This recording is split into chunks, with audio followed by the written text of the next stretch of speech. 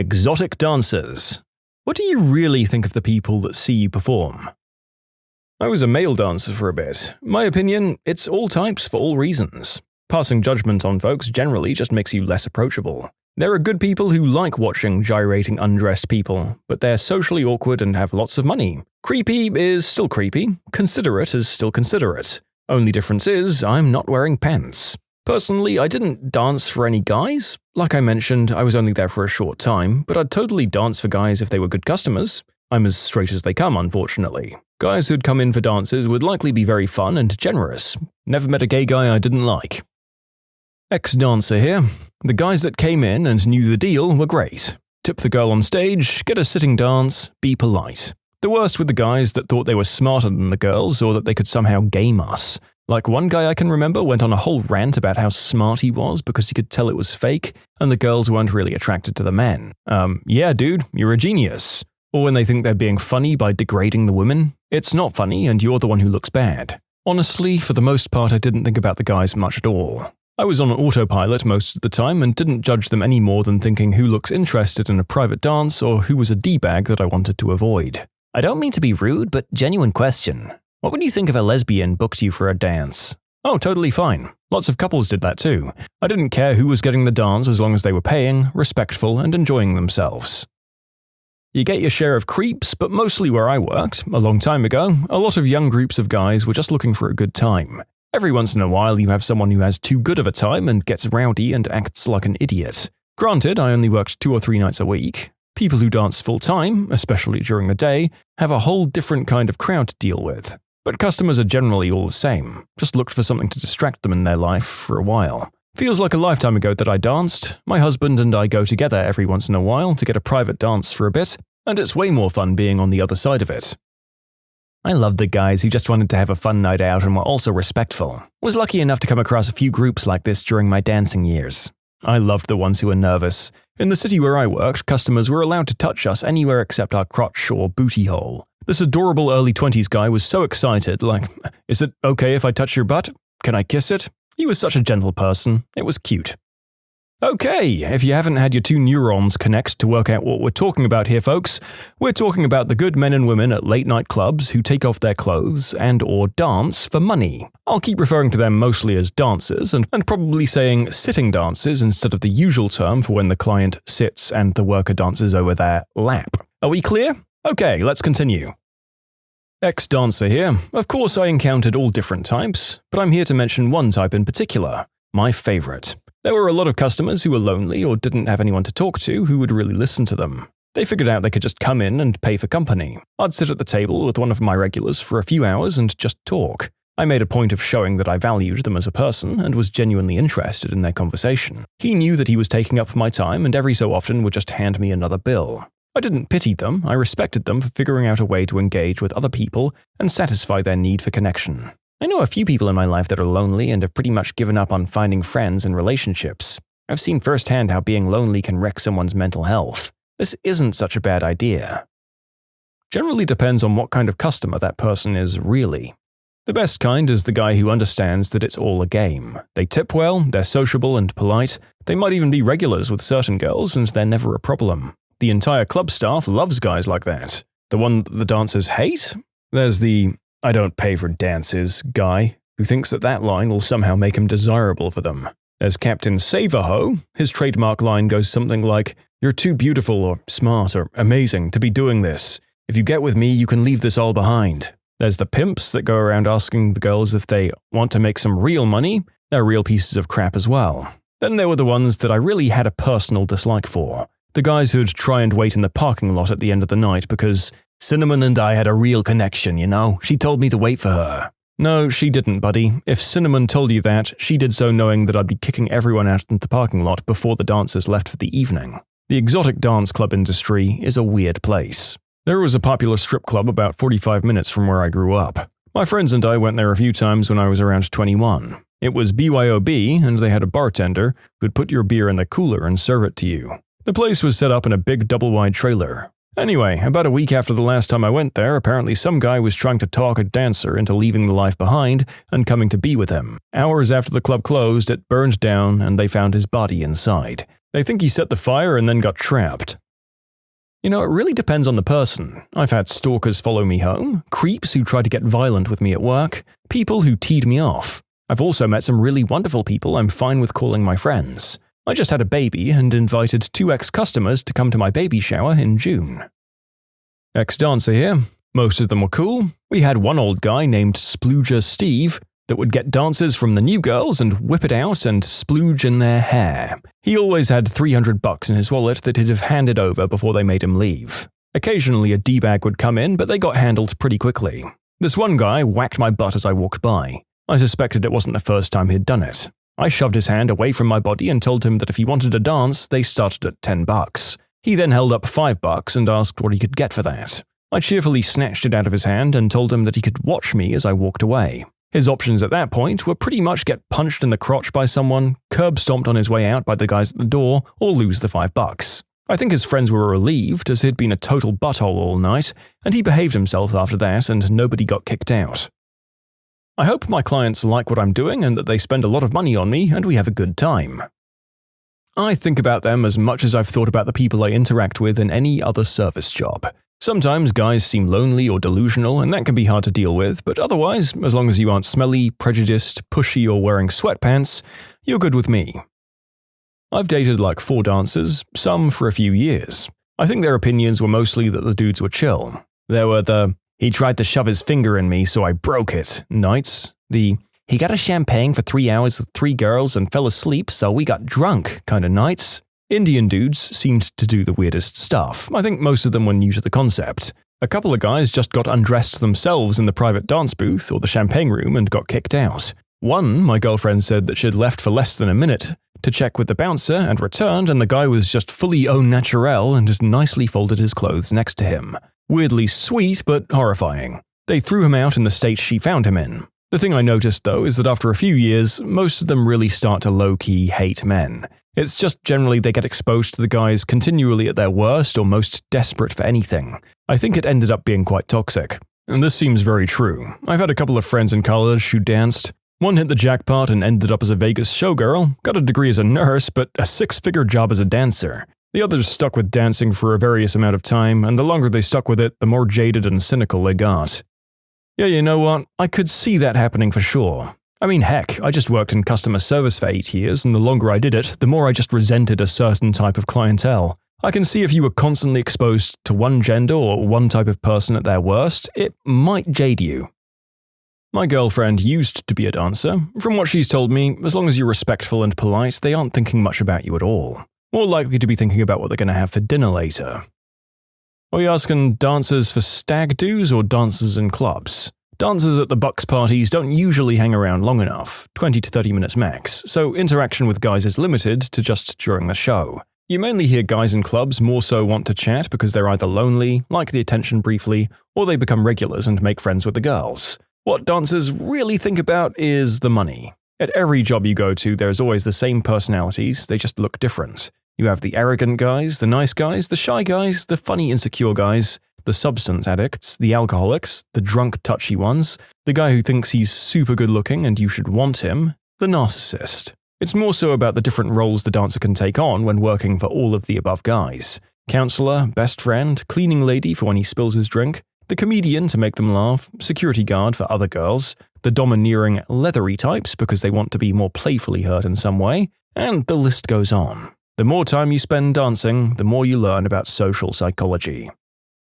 I hope I'm not stealing the question since I was just a server at Hooters, which a lot of people, myself included, sort of consider junior-level dancing. Same as most of the other answers here in that most everyone was cool, a few jerks here and there. But what struck me was how many older, lonely, divorced, widowed, or single guys desperately needed to be around female energy. They were all so sweet, polite, courteous, and more often than not generous, if they could afford it. Some couldn't, and that was fine too. I always got the impression that they came to our place because it was there. We could have been selling ice cream wearing 50s housewife attire and they still would have showed up. It wasn't all about the skimpy clothing for these guys. Just the chance to be around women who knew their name, job, and story. It always made me happy when we were there, but sad that society seemed so disconnected that we were maybe the only place they felt comfortable going where they wouldn't be judged for what was simply a human need to be around other people of the opposite gender in any way possible.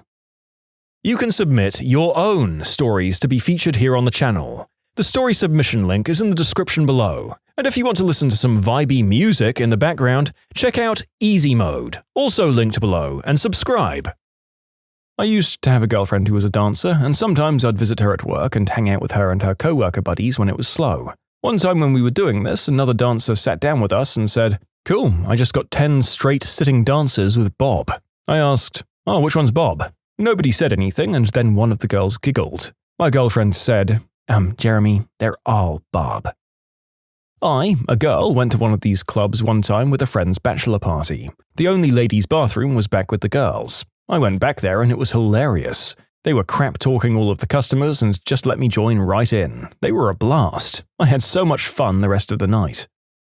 Most of the people there are just coming for a good time.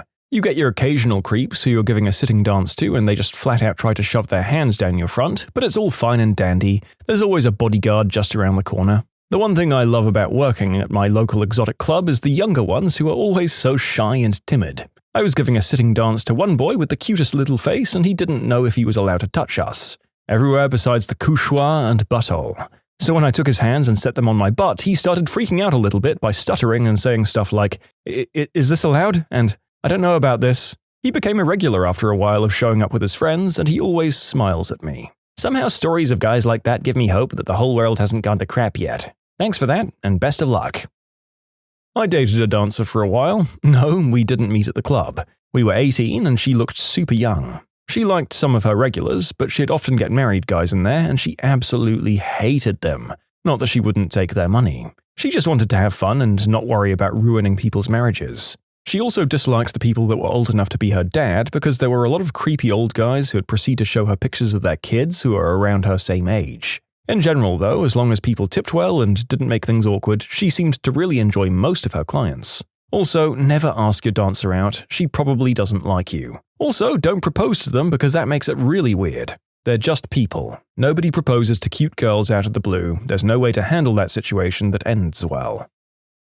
I'm not personally a dancer, but I had a good friend that was, and since the club she worked at had a great lunch buffet, I'd go and visit her often. She'd hang out at my table between sets, and after a while, a lot of the others would as well. A lot of the conversations would turn to their opinions of the men that came in. Yow. That really turned me off from going to clubs. They basically thought of the guys as stupid cash machines, and would laugh at the ones they would get to pay their rent or car payments and stuff when they wouldn't do anything. Basically, they were showing them some affection and talking to them outside of the club, but wouldn't have any physical interactions.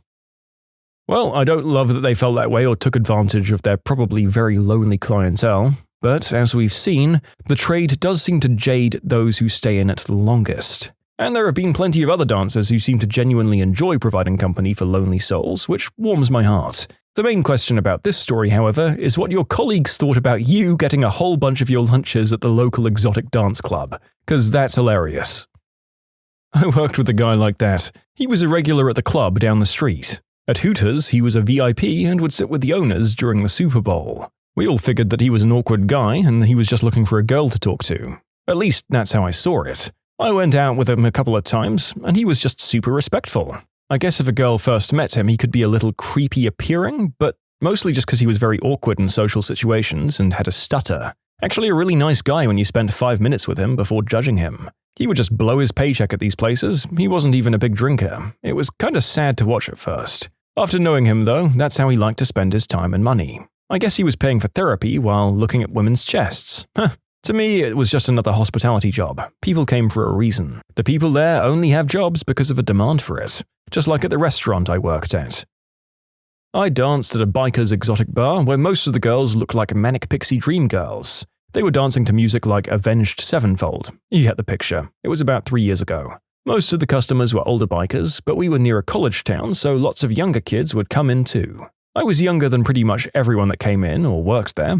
I was in college and I wasn't even old enough to drink yet. I don't think there's one uniform type of person that visits an exotic club. I've met lonely, angry men that come in seeking a therapy appointment with a side of sitting dance and affection because that's what they're lacking in life. Other buttholes come in and watch the stage the entire time and don't tip. They just keep ordering drinks. Those guys suck. The only people that I was immediately wary of were women at the club. visiting with their boyfriends because they'd often get jealous very easily, or with a group of bachelorettes trying to get on stage and make the show about themselves. I had a few great regulars, some who weren't too bad to talk to, but there were a fair share of buttholes. People who tried to steal their money back after tipping you, people who try to cop a feel when they know they aren't allowed, the usual suspects.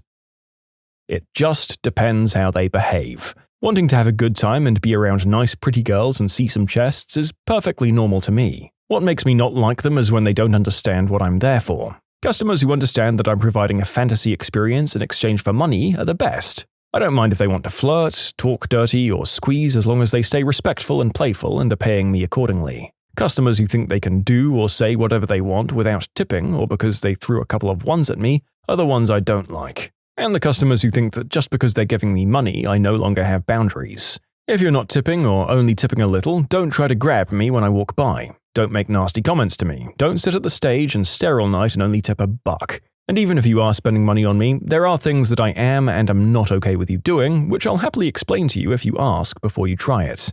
And don't waste our time. We're there to make money, so if a dancer sits and starts talking to you, and you're not planning to get a dance, tell her that. Just give her a couple of dollars for the conversation and politely say you're not interested. Don't let us sit there trying to hustle you if you know you're broke. When customers are respectful and having fun, I have fun. When they're gross or rude or broke, I don't.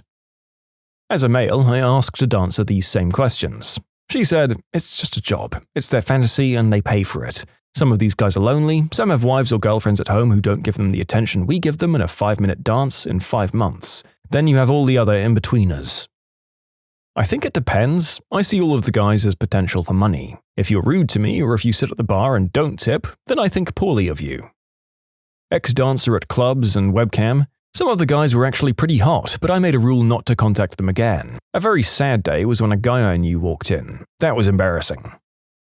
Years ago, when I made my rounds in the clubs, I heard several girls refer to their regulars as PLs, as in pathetic losers. I drove girls for a little while, dancers for private parties. Every girl is different, of course, but even more true is that every interaction with every customer is different. Just because she liked you once, or didn't like you once, doesn't mean that dynamic can't change. But it rarely would for the customers that weren't polite, even if they were generous. I had a friend who danced for a while, and she said the worst thing about it were the gents who would practically beg for bedroom favors. She's had to have men escorted out more times than she could remember because of it. One guy she even watched get arrested because he was so angry he was told no that he grabbed her, put her on the ground, and whacked her. Yep, I could see any one of those things putting people off the job for a while. This is why those clubs need the security that they always seem to have in hefty supply. Ah, yes, something I can answer in depth. I've danced for 9 years at various clubs from nice to meh. Guys who sit at the bar and mind their own business are generally a pretty good target unless they're regulars who never do jack. Regulars who never spend could get hit by a car, and I wouldn't help. They're often rude, prey on the new girls, and mostly waste everyone's time. The guys who come in and don't tip or buy dances or even buy us a drink or act like they're too good are also frickin' punk B-words. People who sit around on their phones are rude as hell. If you sit at the tip rail on your phone, I want to kick your phone out of your hands so bad you don't even know. I'm up here with my clothes off, performing for your entertainment. Go to Hooters if you want to play heroes and castles on your phone and have a beer for frick's sake. Guys who are painfully nerdy and shy are my favorites. I keep a few polyhedral dice in my purse as a token of solidarity. I can smell that new board game smell across the room through the stale beer and cotton candy perfume. Good old boys are going to be perfect gentlemen when sober, but will likely get drunk and commit the worst offenses against you. Blue-collar workers are often paid cash daily. That guy covered in paint and concrete will make my day. They just want to cool off with a beer and feel special. Woo girls and fake swingers are annoying as frick. Keep your girlfriend out of the club. She's making a fool of herself by trying to crawl on stage and giving you the crappiest sitting dance. And these women always do stuff like grabbing us without asking or being really rough because I'm a girl too. Don't frickin' touch me, Becky. Women who come in to try to show us up are real bottom-of-the-barrel creatures. Go back to your suburbanite nightclub and order your Ciroc pineapple there, okay? Actual gay and bi women are a treat. Performing for a woman who's legitimately interested in me is nice because it provides variety. Traveling businessmen are an assorted bunch. They have good-paying jobs, are lonely, likely very educated or savvy, and just want companionship. I spend a lot of time with these guys. And weirdos. I mean real weirdos. The guys that still live at home and are spending their parents' money. Not because they're rich, but because they're so weird and off that they can't hold down a job. These are the guys I feel the worst about. Like, please don't come in here. You're wasting your parents' money and asking me to do oddly specific stuff. Have some frickin' tact. Then there are the ones that try to pull illegal crap that we can't talk about here. So yeah, I think that's most everyone. What were serial killers like in person before they got caught? A guy I work with used to carpool to school with Aaron Hernandez. A mutual friend used to go to high school with him and said he was a pretty normal kid for a while. He said he really changed when he went down to Florida for a summer for probably some football-related stuff. When he came back, he looked like a different person, all tatted up, bigger and taller.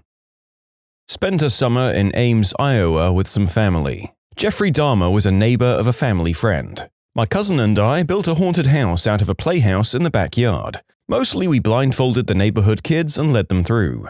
We had a bowl of grapes with some oil on them and shoved the kids' hands into it and told them it was eyeballs. We formed cold, congealed spaghetti into what we told them were brains. I personally led Jeffrey through, and every time someone says his name, I wonder if I was the cause of his problems. He was a loner in one of the biggest schools in the state. He wasn't weird or creepy or smelly or anything, but the popular kids would pick on him. He was friends with my girlfriend. We were going to hang out one weekend, but he bludgeoned his mother to death and ran away with his girlfriend instead. I'm probably relatively unique in that I know 3 people on death row, and 1 other murderer. Case number 1 was a completely horrible human being. Threatened my life in high school, and I always figured he'd kill someone in a bar fight. Instead, him and 2 friends went, and he had one of them kill the husband, while he chased the wife down and shot her in the back. I was called to testify for the prosecution at his last death penalty trial. He was huge and scary as heck, and a truly, truly horrible human being. Based on the testimony I heard, he still is. The second was kind of an odd guy, but pretty nice in person. I played Starfleet battles with him. Him and a friend killed a lady. No idea why. He seemed more of a follower than a leader, and that's pretty much how the murder went down. He's still on death row. The third was more friends with my ex-wife. He even watched our kids a couple of times. He was quiet and seemed friendly. And finally, this other kid I knew in high school. He seemed pretty quiet, he read westerns a lot. Being a big book reader, I chatted a few times with him. He seemed nice. One day he took a shotty to school and at lunch blasted the guy convicted of taking advantage of his brother. He ended up getting a slap on the wrist for it. I felt he should have gotten a medal knowing the details that came out later. I suspect the judge gave him the least that he could. About 10 years before he took the lives of 2 women, he came to our house. He was about 16 or 17, on his bicycle with a chipmunk he had hung with a rope and was swinging it round and acting weird. My brother and I were home alone, and it was one time I know that my brother was scared in. We kept the doors locked, and he peed in our grill and left. The whole time he was yelling, but I'm not sure that it was at us. Yeah, that young man probably had a lot going on both in his home life and in his own head. So although you may have been on the receiving end of all that, he wasn't just angry at you. Cripes. A few years ago, I went to a gas station late at night and ran into an old friend. A guy I knew who had been serving time for some heinous crap. I heard he got out and him and I were cool, so I didn't think much of it. He was with another guy, and right away the sight of the 2 of them sitting outside a gas station at a payphone made me uneasy. Teardrop tattoos on their faces and a desperate look about them. But my friend recognized me right away and came to say what's up. His friend immediately asked for a few dollars to get a cigar. I told him, hold up and I'll get him on my way out. The whole time in that store, I felt uneasy. It looked like they were looking for a lick, and I didn't want that to be me. So I brought a cigar and gave him like $3. I chatted for about 5 minutes with my old friend and asked about his brother and stuff. As I hopped in my car, his friend asked if they could get a ride down the street. I got in and started the car and said, nah, can't. He started to insist, but my friend interrupted him and said, nah, my man has somewhere to be. He's got a bunch of kids that are probably crying. About 2 weeks later, 2 bodies were found smoldering along a popular jogging trail. The convicted murderer was the guy, along with my friend. The bodies were found within walking distance of the gas station I saw them at. My friend self-deleted about a month later. Both of those guys confessed to friends and family that they didn't know how to act outside of jail, and that they didn't feel like they were ready to be out. They tried to check themselves into psych hospitals, complaining of hearing voices, but they were turned away. The bodies were 2 high school kids who stole their neighbors' weapons and were trying to sell them quickly to get some green herb, I believe. These guys robbed the kids and tied them up for days. This all happened about 5 blocks from where I was living, in a relatively safe neighborhood in Florida. Oh, and the person with my friend was Jesse Davis, one of the convicted murderers in the Cady Way trial murders. I knew two. They both grew up next door to one another. One had emotional problems and could be a decent guy one-on-one. We hung out a bit and rode bikes occasionally. He killed a guy in a substance deal and stuffed the body down a well. The other was a great guy, but he didn't give an F about anyone outside his circle of friends and his family. We'd hunted and fished together every day. He once told me he couldn't feel remorse if he killed someone outside his family. I thought it was just talk. This year, his sister's husband started whacking her, and this guy ambushed him in a country road and blasted him to death. Still, a decent guy in my book. I knew a serial committer of the unspeakable act. He was my kid's assistant little league coach and a great dad, one of the coolest people I knew. He loved his kids, was at all of their events, and worked hard as a doctor to support his family. His arrest shocked the crap out of the whole neighborhood. My cousin went to school with Timothy McVeigh. She says he was a really creepy loner who'd talk about conspiracy theories all the time. Jonathan David Drew, convicted of taking the life of Houston waitress Tina Flood, 23, in December of 1998. Drew was pulled over by a police officer who found Flood beaten and barely alive in Drew's front passenger seat. She died soon afterwards. Drew is suspected of several instances of the unspeakable act, and a private investigator has speculated Drew could be responsible for the slaying of Jessica Lee Kane. A search of Drew's former home in League City, where his parents still lived, produced a vial containing several human teeth. Yep, Jonathan David Drew was good friends with several people I hung out with. I knew him as an acquaintance. There were stories of him getting stuck out in the killing fields on at least 2 occasions late at night and having to be towed out. He was only convicted of the one murder, but there is speculation he's responsible for several more.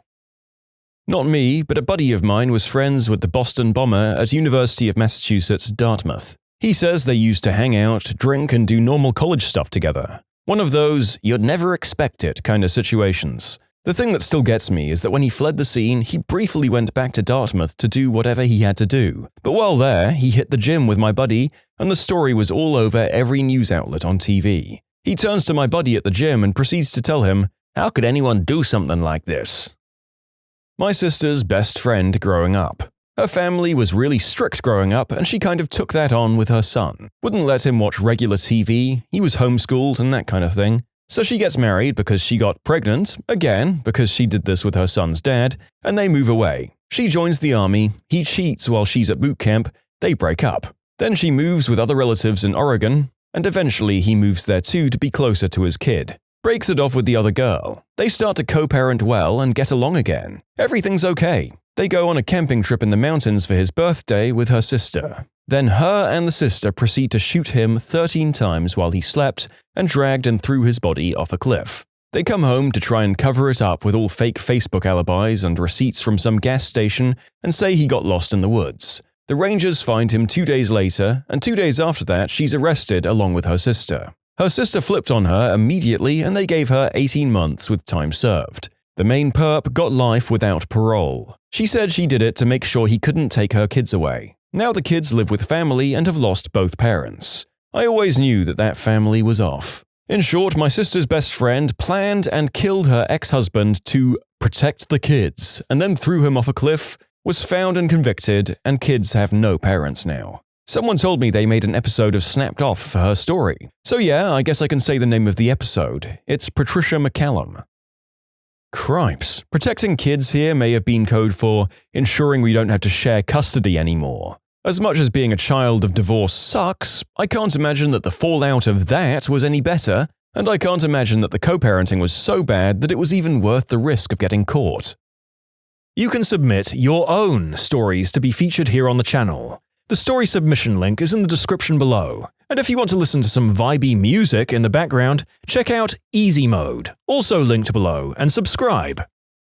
I dated and was friends with a guy who was arrested in a huge CP bust in my area. We'll call him John. He was a very sweet and kind guy, the kind who'd do just about anything for a friend. We met at a class and we hit it off right away, which led to a sort of relationship. We split on good terms, he had different ideas about relationships, so we broke up before anyone got too involved. We remained very good friends who'd just hang out every weekend, spend some time at each other's houses, playing video games, or just get into general messing around. About 3 months later, he started dating a girl from his job and took her on vacation to New York City. They'd only been dating for a few weeks, but in true fashion, he was head over heels for her. He sent me a picture of them, and the girl looked so young, I asked if he saw her ID before they'd done the deed. He proudly told me she had just turned 19. He was 43. They split up after she'd spent the weekend at his place, and her father came looking for her. Her father went ballistic, and that was the end of it. I started putting the pieces together, and I realized I was looking at one gigantic red flag.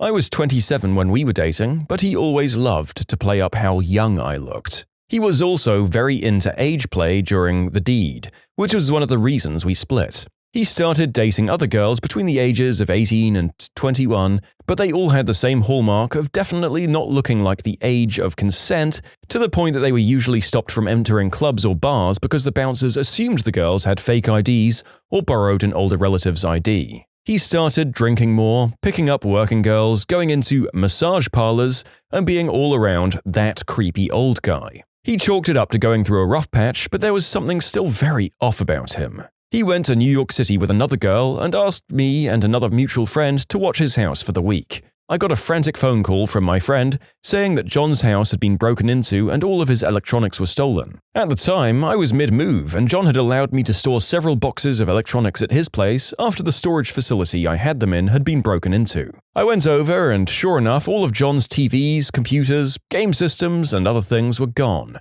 But my things were left alone. I found that odd because I had a flat-screen TV and a flat-screen computer in their boxes sitting in his dining room. If he had been robbed, why didn't they take my things? When the cops showed up, all they'd tell us is that it wasn't a burglary, but wouldn't give us any more information. That's when I found the search warrant on his kitchen table. John came back from New York City and he asked me to drive him to the state trooper station. All he'd say was that he got a phone call asking him to show up there. Once there, he was immediately arrested. They met us in the parking lot and yanked him out of my car before I had a chance to put it into park. One of the detectives asked me to come to the station and they interviewed me, asking how I knew him and so on and so forth. After about an hour, they let me go outside to have a cigarette. That's when they told me he was being arrested for 22 counts of downloading and distributing loads of CP. They also told me it had been going on for a very long time, long enough that surveillance on his house had pictures of me coming and going. So yeah, that's my story. Sorry it's so long.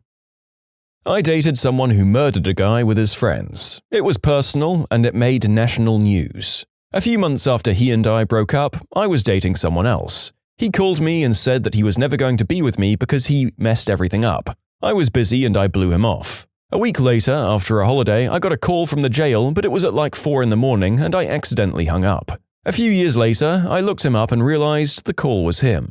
I'm afraid that he holds a grudge, and as his release creeps closer, I'm getting worried. So what was he like before? He was melodramatic.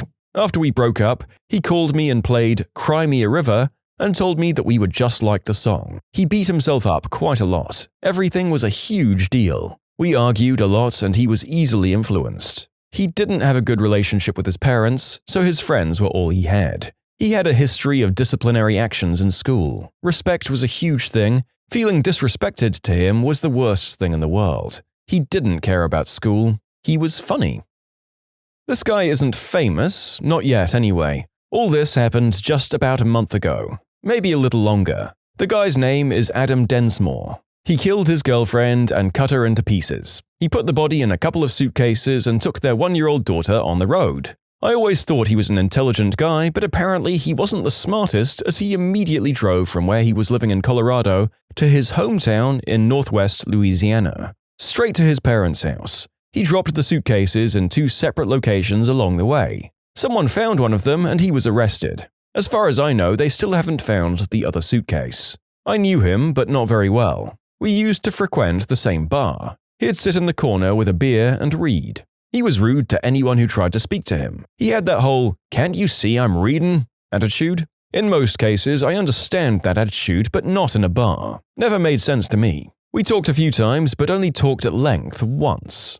I remember it being an enjoyable conversation. He was intelligent and well-spoken. Also, a good-looking guy, but not exactly charming. One thing I remember is that he'd say, "Gods," in place of, "Oh my God." I know he lived somewhere near me because I'd see him walking around the neighborhood on occasion with a big walking stick. So yeah, he was a bit of a strange guy, but I was shocked when I heard about what happened. It still feels weird to realize I know someone who would do something like that.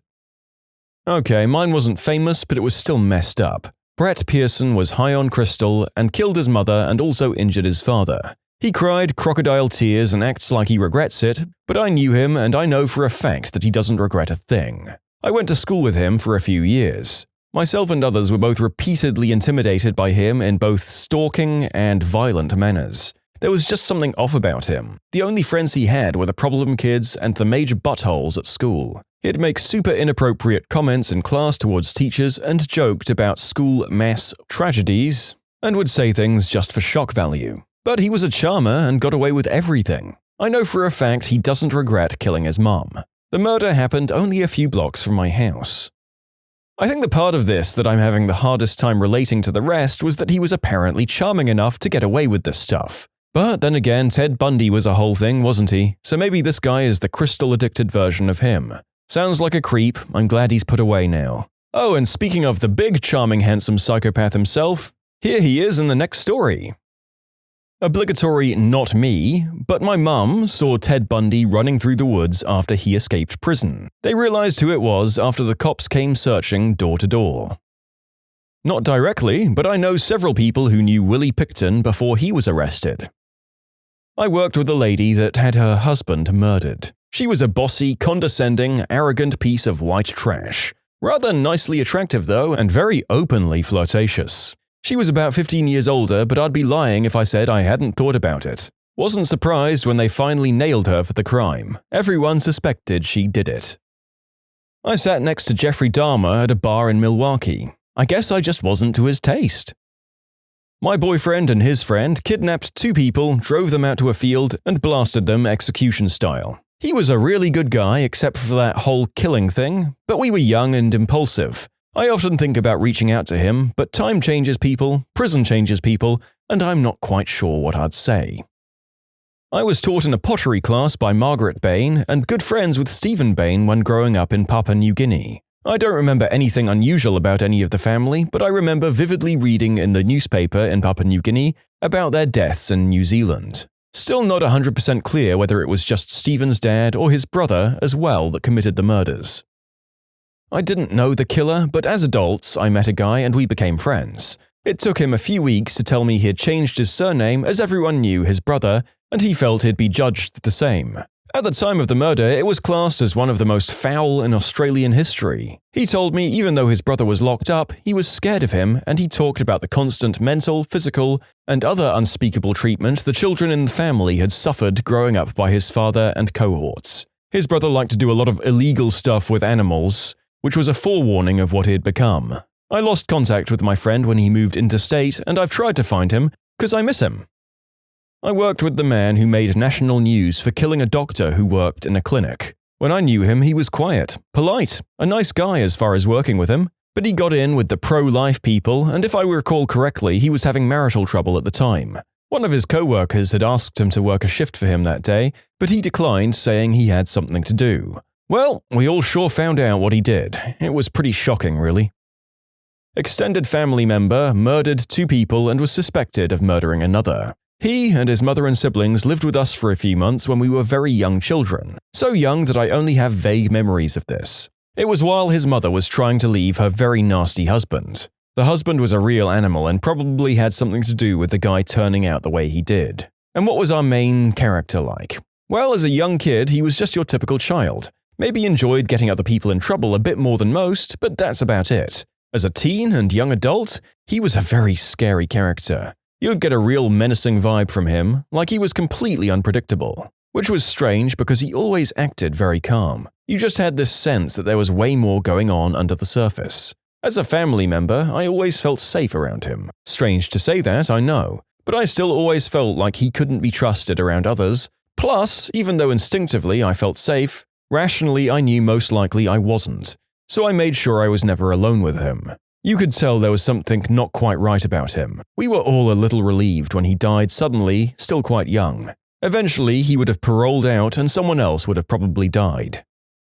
Gary M. Heidnick used to frequent a bar popular with veterans that my grandfather met his friends at a few times a month. He was usually quiet, and on Christmas Eve, my grandfather's friend brought the guy a beer and talked to him for a few minutes, thinking he might be a guy with PTSD. Came back and said, "There's a screw loose with that guy." Few weeks later, he got into a fight with someone and my grandfather helped the bartender throw him out. He never came back. When did you walk out of a movie theater and why? I worked at a theater in the late 80s and we had Mystic Pizza. We didn't sell very many tickets to it, and then about 20 minutes in, most everyone would come out demanding their money back. The manager would wait at the door with passes filled out waiting for them. Never could figure out why everyone was so mad about that movie. What's so horrible about it? I've never really heard of it before, but it has a 6.2 on IMDb and a 78% on Rotten Tomatoes. It doesn't look like my cup of tea at all, but it also doesn't look like the kind of thing people would walk out of in droves. I've never seen it, but I believe Mystic Pizza is a pizzeria in Mystic, Connecticut. If people didn't know this, they might be expecting a movie about magical pizza, which sounds awesome. Dinosaur. I was screaming and crying because I was scared of the dinosaurs. My dad dragged me out of the theater. My dad brought me and my brothers to see Jurassic Park in the theaters at 9 p.m. After the T-Rex ate the lawyer, I spent the rest of the movie in the hall crying and terrified. I had nightmares for weeks. My dad and brothers watched the rest of the movie and didn't even check on me. Little girl sobbing in the hallway of a movie theater. Yep, good times. My dad, my 11-year-old sister, and my 21-year-old self thought it would be nice to take my grandma out to dinner and a movie for her birthday. There was a light-hearted comedy in theaters at the time about a grandson who fell on hard times and had to move in with his grandmother, and hijinks ensue. We took my super conservative 87-year-old Christian grandmother to see Grandma's Boy. I think we made it to the point where Alex tickles his pickle in the bathroom before Grandma loudly proclaimed everyone in the theater was going to hell and we had to leave. Still one of my favorite movies to this day. Always think about her when I watch it. I had a guy in high school take me to this on our first date, with his mother sitting right next to us. We got through the whole movie, uncomfortable as heck, and afterwards his mother was so angry. She ended up telling him that I was no good for him if I was able to sit through that filth. I was offended by that, so I took his virginity and dated him for a year. The narrator has now Googled this film, and he's not sure what's funnier. The fact that a solidly not good film is one of someone's favorites, or the fact that someone else lost their virginity to said same complete B-comedy film for green herb users. It's funny as heck, to be honest. It wasn't my choice, but when I was a kid, I went to watch Austin Powers' The Spy Who Shagged Me with my mum and my friend. My mum was already pretty disgusted with the movie during the first 20 minutes. The tipping point for her was when Fat Man was lying in bed with Heather Graham and she puts that little tracker thing up his butt. My mum got furious and said we weren't watching any more of it and we walked into Star Wars Episode 1 instead. Go figure. And I'll clarify, my mum doesn't speak English well, she's from Mexico, so she didn't know anything about the movie and doesn't know what shag means to this day. My parents walked me out of Jumanji as a kid because I couldn't emotionally handle Robin Williams getting hurt.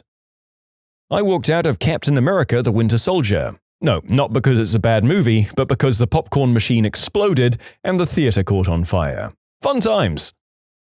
I had to leave during Titanic. My friend that I was there with began crying hysterically once the ship began sinking and declared she couldn't watch the rest. I was kind of annoyed since it's not like it was a surprise that the ship was going to sink. I only left with her because she was simply inconsolable and making a scene at that point. I saw that movie with my mom, who's from Mexico City. And surprisingly, this was a point of history that she had missed out on. The second I heard, "Hey, Stephen, the boat is sinking, and there are not enough lifeboats," was when I knew this was going to be a pretty rough cinematic experience for my mom.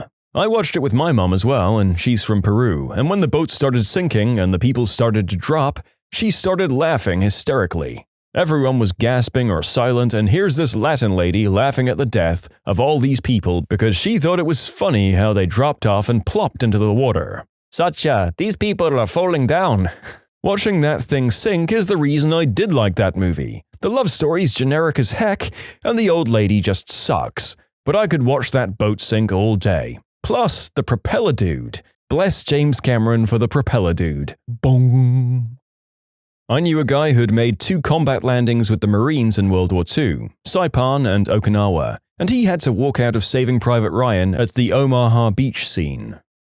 Oh man, here's my time to shine. So my wife and I have very different taste in movies. For example, she likes every single Hallmark Christmas movie, despite each one having the same fricking plot. Single but empowered woman stumbles into a new situation during Christmas, meets guy who is not her type but rocks her worldview. Christmas magic, fall in love. So we rarely see movies together because of this. Fury Road? Saw it by myself. The only good movie we've recently seen together was Inside Out because we both love Disney and Pixar films. Anyways, back in 2014 we decided to go on a double date with some friends of ours.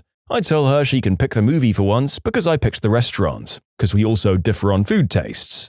She picks Endless Love. From the start, this movie is a train wreck. It's literally the most cliched piece of garbage some movie exec could think up. It's like they dumped every romance trope into a brainstorming meeting and the execs had a field day. Yeah, we'll cast this hot guy and this hot girl. The kids will like that. Hot people sell. Can they act? Who gives a crap? I mean, this thing just spirals out of fricking control by Act 2. I can't remember all the details, but there's a terminal illness subplot that never gets resolved, and the main girl's brother, oh my. Here's something I do remember. The girl says, "I have no friends for my high school grad party because I'm too rich and goody-goody." The guy says, "So, good girl. I'm brooding, but I'll call the police on another party to get those people over to your party." The party starts, and the weird brother from college says, "I've got a cool college game to play. Let's draw songs out of a hat and you pick a partner and go off for a little bit and then come back and sing a duet of the song." I mean, who the frick has ever heard of that game? How is this a remotely fun party game? Anyway, the movie is bad. People are laughing at parts that aren't meant to be funny because it's so over-the-top drama acting. Near the end, my wife whispers to me, "I'm so sorry." Then it happens. One guy stands up and throws up his hands before leaving with his girlfriend following him out.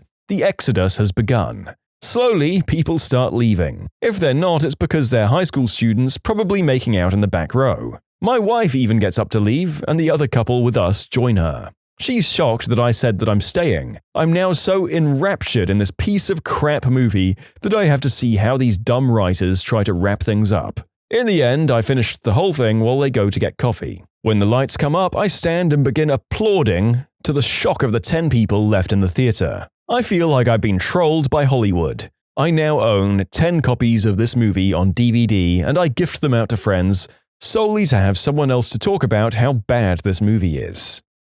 You, sir, are a hero for your commitment to enjoying the garbage film that you paid for, and I'm sure every person in that theater remembered you for a long time afterwards. My only irritation is that you gave 10 DVDs worth of your money to it and might have contributed on a greater scale than most to Hollywood execs thinking that people wanted more of that kind of garbage in the future. What to expect when you're expecting. It wasn't what I expected. The third Twilight film. I was forced to go by my then girlfriend. The cinema flooded about 40 minutes in, so we got evacuated. I was so happy. I walked out during Last House on the left. Turns out, a rough scene of the unspeakable act is not what you want to see when 2 16-year-olds go on a date. My first movie date with my ex was Girl with the Dragon Tattoo. I'd heard all this hype about the book, so I was excited to see it. Yeah, no one told me about that scene either. Wow, that was a first date movie for me too. I left in that part because I had no idea there was that kind of scene, and the guy that I was on a date with was already way creepier in person than his texts had let on. It was not a good vibe.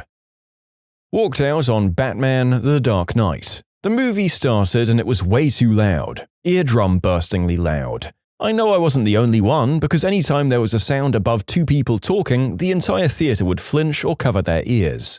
I went to the manager to let him know, and he sighed and said he'd take care of it. A few minutes later, the movie was turned down so quiet that you couldn't hear anyone talking. Every person in the audience would turn their head or lean in when it was quiet. So I let the manager know again, to which he sighed and angrily stomped off. I realized he wasn't sighing because some high school kid didn't know what he was doing. He was angry at me for bothering him.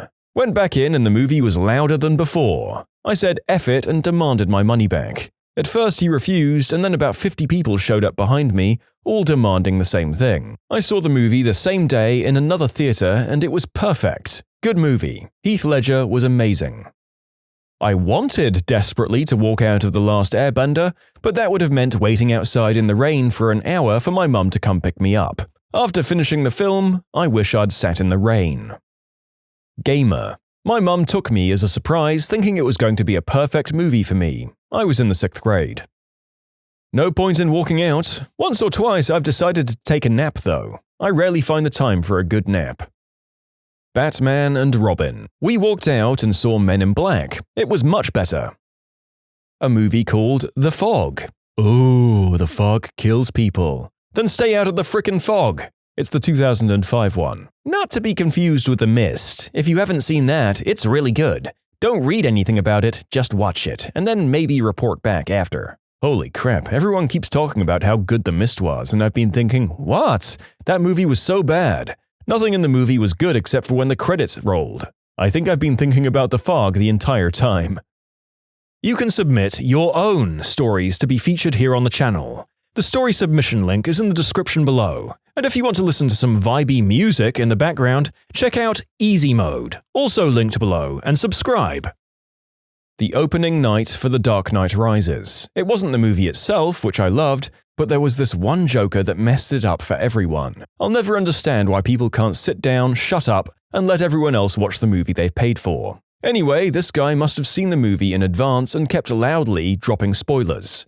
I specifically went to the premiere because I wanted to see it before anyone else had a chance to ruin it for me by telling me what happened. So I cut my losses, left, and came back to watch it the next night. I thought this was going in a much darker direction. Same here, I was braced for it. After it messed it up for everyone, I was like, oh crap. In case anyone needs an update on tragic film events from 12 years ago, there was a premiere of The Dark Knight Rises where, unfortunately, someone decided to bring in several weapons and commit a massacre in one of the screenings. The narrator will also admit to getting nervous that the author was speaking about that event. Oof. My friend's dad took us to see South Park, bigger, longer, and uncut. He decided it was too vulgar for us about 20 minutes in, we were 12, and he decided to take us to Hooters instead. 9 out of 10 would do again.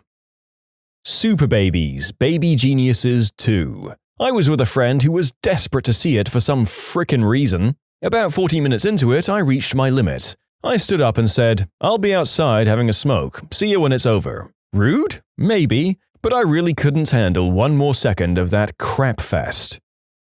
Wife and I went to see Daredevil. Turns out we accidentally went into the wrong theater, which was showing How to Lose a Guy in 10 Days. We were both looking at each other thinking, this is an awfully strange opening to Daredevil. Once we figured it out, we left and went to the right theater, but in retrospect, we should have just stayed where we were.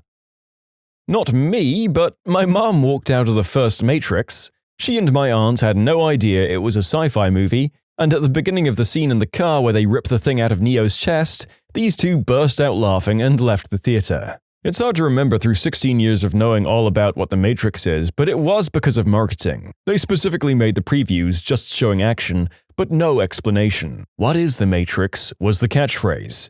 If you're of the right frame of mind, this really worked for you. My friend said I had to see it back in '99 when we went. When Neo woke up in that pod, my fricking head exploded. It's like the Darth Vader and Skywalker thing.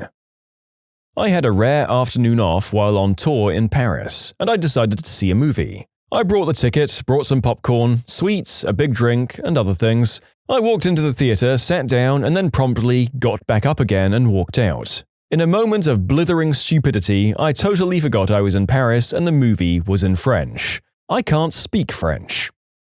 When the 6th Harry Potter movie came out, we had to pretty much drag my friend to see it. He's a military guy who hates fantasy movies.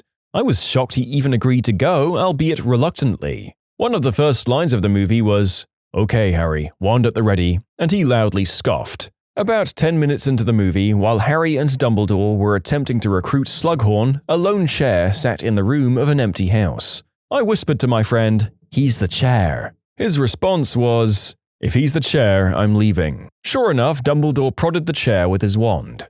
Slughorn's head popped up exclaiming, "Merlin's beard!" and my friend kept his word. I remember thinking that the movie was alright, and I saw it as an adult, but gosh darn if that description doesn't make it sound like the stupidest thing imaginable. I once took a girl on a first date to go and see The Aristocrats, the Paul Provenza documentary about the alleged dirtiest joke ever told. Personally, I love that stuff, but she was so thoroughly unimpressed that I felt embarrassed after the first 30 minutes and we left. She didn't laugh, smile, or say anything from the start of the film until I dropped her off at her place. We never spoke again. I actually got to meet Paul Provenza a few years later and told him the story. He thought it was pretty funny and gave me some great advice. He said roughly the equivalent to, "Don't sweat it. If a girl can't laugh at something like that, she's not the right one for you anyway." A few years after that, I watched it again with my then-girlfriend, and we both laughed non-stop through the whole thing. She's now my wife. In short, first date disaster watching The Aristocrats. Watched it again later in life with a new girlfriend and then married her. I had to walk out on Passion of the Christ when my sister threw up in the middle of the movie. There was a priest in the theater, and his reaction to it had me in more stitches than Jesus on my way to the car. It's so surreal watching that movie when it came out in theaters packed with uber-religious folks who were watching it as if it were a documentary. At one of the points where Jesus was getting beaten to a pulp, this weeping woman in the movie theater cried out, "You B-words." I had to stifle laughter because it made me think of South Park. I was the cause of a guy walking out of a movie once. His name was Mark, and the movie theater was the Marquee. So for the rest of middle and high school, anytime we wanted to leave early, we'd ask to pull a Marquee Mark. Thought I was on a date with a girl, and she ended up inviting Mark because they'd been talking as well. I ended up going for the handhold during the movie. Middle school, I know. He saw this, called his mother, and got up saying he was going to the bathroom and never came back. Best part of this was my other friend who drove us had to sit through it to drive me home, and Marky Mark is some guy none of us know and had to deal with the whole situation and awkward rejection. She broke up with me 2 days later because I exited the window she was browsing during computer class as a joke. How is that a joke? I don't know either, so don't bother asking. She seemed like the rational type anyway. This was the most middle school story that has ever middle schooled. I'll admit that up until my first reread, I didn't catch your part about middle school, and my imagination was afire thinking that this was just the most hilariously childish workplace or college class in the world. Oh well, hopefully we will get a story of that nature sometime in the future. Dad and I went to see War of the Worlds. I thought it was really dull, so I looked over to see if Dad thought the same so we could leave. And he looked properly into the film, so I didn't say anything and watched the rest of it. Afterwards, Dad said that he was glad that I enjoyed the film, as he hadn't and wanted to leave. He had done the same thing that I'd done and thought I was enjoying it. I never walked out even if the movie was crap. $10 and more for a ticket I'll fricking endure. I do know about the sunk cost fallacy. I guess I just never experienced a movie so bad that I wanted to leave the theater. You're all talking about wasting time, but if you go to the movies in the first place, you probably had some time to waste anyway. If you absolutely hate it, then fine, go get a refund. Marley and Me. The only movie I've ever walked out on, and it was because I was sobbing like a B-word towards the end with 15 to 20 minutes left to go, and I couldn't stand to watch another minute of that emotional torture. The fourth Indiana Jones film. I walked out and went into Speed Racer and walked out of that too. It was a bad day at the cinema. I didn't walk out. I would intentionally go to see terrible movies. Why? I won 52 free tickets one year, and when my girlfriend at the time would do her photography classes, I'd go and see a bad movie in an empty theater and kill 2 hours by sleeping in the cinema if there was nothing good out that I hadn't seen already. The weekend staff got to know me and would tell me which movie had the least tickets sold so I wouldn't be disturbed. The Box, starring Cameron Diaz and James Marsden. It was aggressively nonsensical. I saw that movie with a friend and her whacked-out group for my friend's birthday. They were the typical teenagers making noise with their phones all out. No one in the half-full theater complained. Some people joined us and a couple of people walked out. Yep. 2 weeks' notice. I was a teenager with my first serious girlfriend. The movie was an excuse to get together. We bought tickets to show the stub if asked by parents. We walked in and stood up and left 10 minutes later to go make out in the car. No idea if the movie was any good, but I got to see a naked girl in person for the first time that night, so I rate it as one of the best movies of all time. This is hands down the best reason to walk out of a movie theater. Wild hogs. I don't feel that an explanation is warranted. That Frankenstein movie with Sting in it. Walked out and I saw weird science instead. Yeah, I'm old. Napoleon Dynamite. I saw it with my family over Thanksgiving holiday and walked out about halfway through thinking we wasted our money. Woke up the next day and couldn't stop quoting it, so we went and saw it again. Now it's one of my favorites. My dad walked out of the cinema during Harry Potter and the Philosopher's Stone because it was, in his words, complete bollocks. I almost walked out of The Lady in the Water, but it was just so bad that we couldn't leave. I walked out once. It was during the Ender's Game movie. I'm able to separate my movie experience from when I read a book, but this movie was so horrible. It was appalling that it went by the same name. It doesn't help that Ender's Game and its ensuing series were some of my favorite books. I couldn't stand to watch another minute of it. I understand the merits the movie has. I also try to separate the movie and the book as much as possible when I watch them. However, I read Ender's Game and Speaker for the Dead 3 days after my grandfather, who loved them, died. Those books were an escape for me. In another low point of my life, I read the Bean sub-series, and that series is the only one to make me cry. I am unabashedly attached to these books, and I couldn't stand the movie. Overthinkers. What was your most satisfying, told you so moment?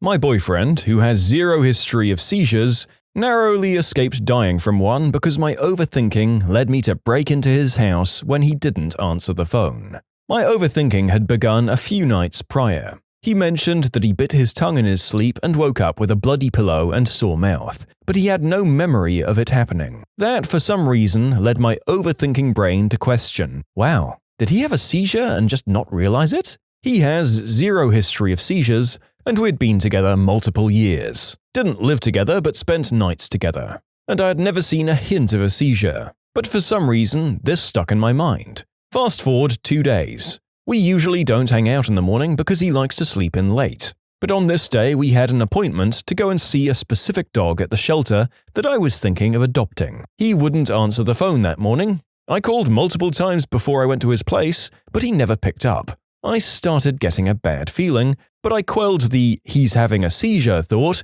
because that was so clearly unlikely, and meanwhile I was making an action plan for that very scenario. I got to his house and he wouldn't answer, so in a completely not me crazy girlfriend move, I climbed over his fence. Luckily, his door was unlocked. I found him unconscious and unresponsive, lying on his back with the sticky remnants of foam all around his mouth. I jumped into action. I rolled him on his side to help curb aspiration, put a pillow under his shoulder to keep him in that position, and called the ambulance. Had I not hopped the fence to get in? Had I not driven over when he didn't pick up the phone?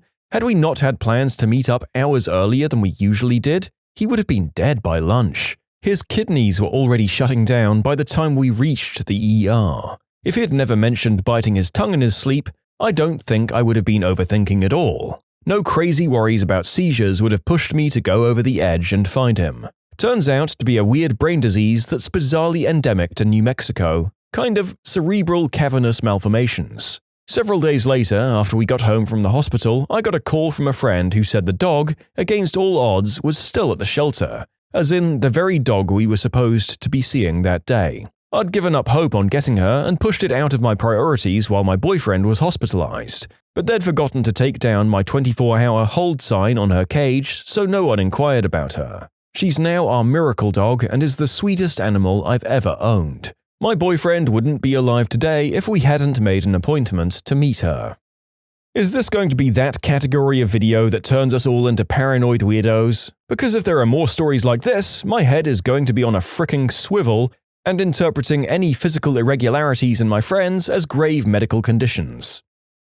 I always carry a small sewing kit whenever I go to a wedding. I've sewed 2 brides into their dresses so far. I worked weddings for a while, during an age, 26 to 28, where a lot of my friends were getting married. I've helped to bustle pretty much every bride whose wedding I attended, including brides who I didn't know very well, who were either friends of my husband or were getting married to a groom that I was close friends with. At work, I had one of those craft supply organizers full to the brim of emergency supplies, pins, safety bobby and straight pins, hair ties, earring backs, a sewing kit, pain relievers, Tums, and granola bars. Sometimes you just need to get the bride to eat something.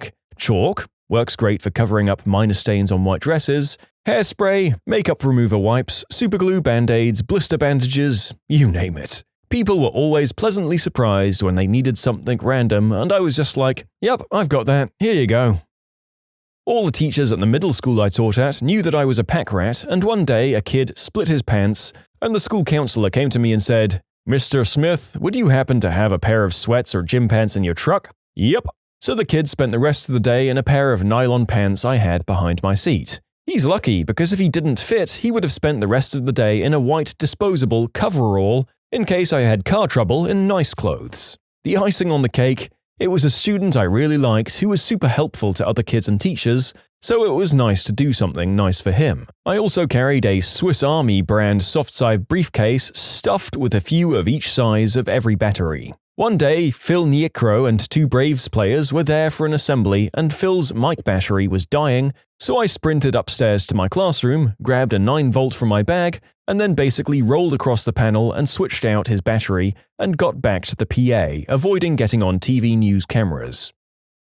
I was at one of those trampoline parks with my kid when I looked over and saw several of the workers attending to an elderly lady sitting on the floor. It turns out she'd taken a shot to the forehead somehow and was bleeding profusely. They were trying to help with paper towels. Well, I'd taken a free local Stop the Bleed class, just in case, and I've since kept supplies in my truck. I asked if they needed some gauze and a bandage and went and got it and brought it back. I told the guy, now, if one piece of gauze fills up, and he interrupted, take it off and put on a new one. And I said, no, you put another one over top that one but leave the bottom one there. And he said, well, you know more than I do. Come over and help. And we were able to get her patched up. If anyone else wants to take a 90-minute Stop the Bleed class, they're free and likely in your local area. Stay safe out there, guys. I didn't actually plan for this, it just worked out. But one day, for some reason, I put a suction cup in my pocket. I don't exactly remember why, it was from a shower hook that I think I broke, and I put it in my pocket hoping to find a replacement or something else. Later that day, I was standing around with a few friends, and one friend was lamenting that his bumper was dented. He showed us and said, I bet I could pop it right out if I had like a suction cup or something. I wordlessly pulled the suction cup out of my pocket and handed it to him. Everyone definitely thought I was creepy as heck. Not me, but my mother. Apparently at a party where my parents and their friends were playing board games, there was a realization that an hourglass was missing from one of the games they planned on playing. My mother proceeded to reach into her purse and pull out an hourglass she just so happened to bring, on the off chance they didn't have one. However, later in the night, when some drinks had been had, someone accidentally slammed a drink down, breaking my mother's hourglass. Without missing a beat, she reached into her purse and pulled out another hourglass. She knew the first one, being glass, might get broken, so she had a backup ready. Imagine how the guy who wanted to go home felt when he broke the hourglass and suddenly there was another one, especially after hitting the very first one. When my son was still a baby, we had to take an 11-hour flight. As an overthinker, I bought at least 25 diapers for him to go through. He didn't need that many. But the mum sitting close to us was very grateful when she ran out of diapers, not even halfway through the flight, and I gave her a few. Ah yes, the little brown fountains never let up below a certain age. I was kinda shaken when my friends told me how quickly they went through one big pack. New parents, you're truly living through your own version of the Blitz every day. It's just that what's raining down against you is more liquid. This was at 9 years old. We'd driven home and seen the beginning wisps of smoke for the California Cedar Fire in 2003. Naturally, I assumed the worst and packed up all of my clothes and spent about an hour making a travel cage for my guinea pigs. I tied their water bottle to the side so they could drink, packed up their food and their favorite furniture just in case. I then spent the next few hours monitoring the fire on the news and out in the distance from our window, periodically asking my parents if we needed to evacuate. At some point in the night, the fire sped up like crazy and was literally on the hillside across the street. I went into my parents' room and said, "The fire is across the street, are you sure we shouldn't evacuate?" At this point, we all went crazy grabbing important documents and supplies as we were about to lock the doors and drive, And then I realized I forgot my guinea pigs. My parents told me it was too late and I didn't have time to grab them, but when I cried and explained I had them packed up, I was able to grab them and go. The house ended up okay thanks to a neighbor putting out embers before they took, but we were gone for a long enough time that my pigs wouldn't have made it without feeding. In short, I helped save my family and pets from a fire because I was an anxious child. Jeez, you were a smart 9-year-old. When September 11th happened, my brother, who was 5 at the time, began packing a bag in case we had those kinds of people attack us. He packed the essentials like his teddy bears, a VHS copy of The Phantom Menace, his favorite toy cars, and a random book my dad was reading. He would have single-handedly saved Western civilization. You can submit your own stories to be featured here on the channel. The story submission link is in the description below. And if you want to listen to some vibey music in the background, check out easymode, also linked below, and subscribe. I've never told anyone this, but when I was in middle school and going through puberty, I used to be terrified of popping a stiff one and my fly being down accidentally. Like, I would be up in front of the class and then randomly get solid and it would just pop out my fly, in front of the whole class. It's making me laugh just typing this out. You know that episode of South Park where Jimmy keeps getting randomly rigid? That was basically my life. Usually I would just tuck it in my waistband and wait for the storm to settle, but I still had a huge fear of it popping out my fly because I forgot to zip it up. So what did I do? I started wearing my boxers backwards so that even if I forgot to zip up my fly, my eggplant wouldn't be exposed. It was a pain to use the urinals, but honestly, I got used to it pretty quickly. Flash forward a couple of months and I was at the movies with a big gathering of people. It was basically a big group of girls and my group of guy friends. Each guy and girl were paired up and made sure to sit next to each other. I was paired with a girl I had a huge crush on. We shared a popcorn and soda and it was a huge moment for me. Briefly into the movie, I got one of those damn random rock-hard Richards and I quickly but discreetly stood up and did the old waistband tuck. Then I sat back down and I could feel it pop out through my zipper. Thankfully, my backwards boxers kept it from saying hello to my date, but I still panicked and had to cover it up in a hurry. She noticed, I think, but we can all agree that a 6th grade boy's upright Johnson hiding under a layer of underwear is better than just sprouting out bare in the middle of a crowded movie theater. Also, she never said anything to her friends about it. Shout out to Stephanie for not mocking me with her friends. Went through a stage as a teenager where I thought I was psychic. I know, stupid. A friend asked me jokingly to make a prediction. I told him to get a flashlight because tomorrow would be dark. I grabbed one myself when I got home and put it in my purse. No idea why, just did it. The next day, the Eastern Seaboard blackouts happened. He still asks for predictions to this day.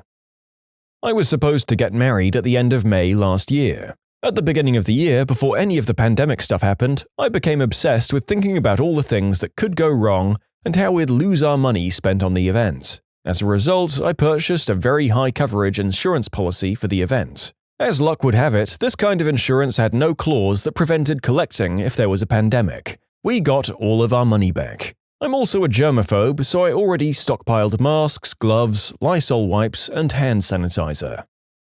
In college, on occasion, upperclassmen would randomly steal the underclassmen's towels from the shower stalls and then lock their room doors, so they had to go to the RA undressed. I had the idea to stash a towel in the drop-ceiling tiles for just that event. Maybe a week later, I became the victim of a towel snatching. However, the upperclassmen were very unhappy to see me strut out with a nice clean towel from my ceiling stash. That is such a specific thing to be paranoid about and prepared for, but what do I know, I guess, because you were able to actively save yourself from some embarrassment. They either thought that you were a freaking magician or that you carried 2 towels into the shower. I carry a fire extinguisher in my automobile. I witnessed a car accident where the engine caught fire. I quickly put it out before it burned the inside of the car. Everyone survived. I always keep an unopened deck of cards in my backpack. You can never tell when some hold'em may be needed to pass the time.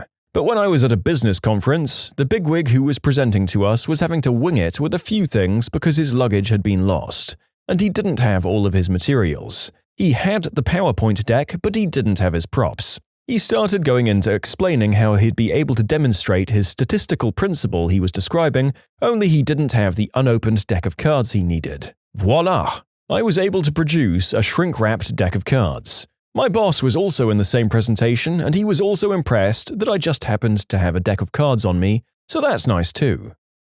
I found a nickel-sized lump on my 15-month-old daughter's temple. I freaked out, obsessed over it, researched it exhaustively, and concluded that it was a dermoid cyst that had worn through the skull. I was told by a pediatrician that it was a bone bruise that would fix itself over the course of 3 to 6 months. No imaging was needed, and I shouldn't make an appointment at the children's hospital because it would resolve on its own. I got an X-ray done anyway, and the radiologist confirmed every one of my suspicions, but the pediatrician still said to wait and see because that's what you do with dermoid cysts, and it was definitely not through the skull despite what the radiologist said. Made an appointment at the hospital anyway, and the surgeon swore up and down that although it was a dermoid cyst as I'd suspected, it would not be through the skull, since in all of his years of practice it never had been. Well, guess what? It was through the skull, and it was pressing on the membrane between the skull and the brain, a hair's breadth from breaking the membrane or pressing on the brain. A couple more weeks of waiting, and my daughter would have had seizures, a brain infection, and lasting damage.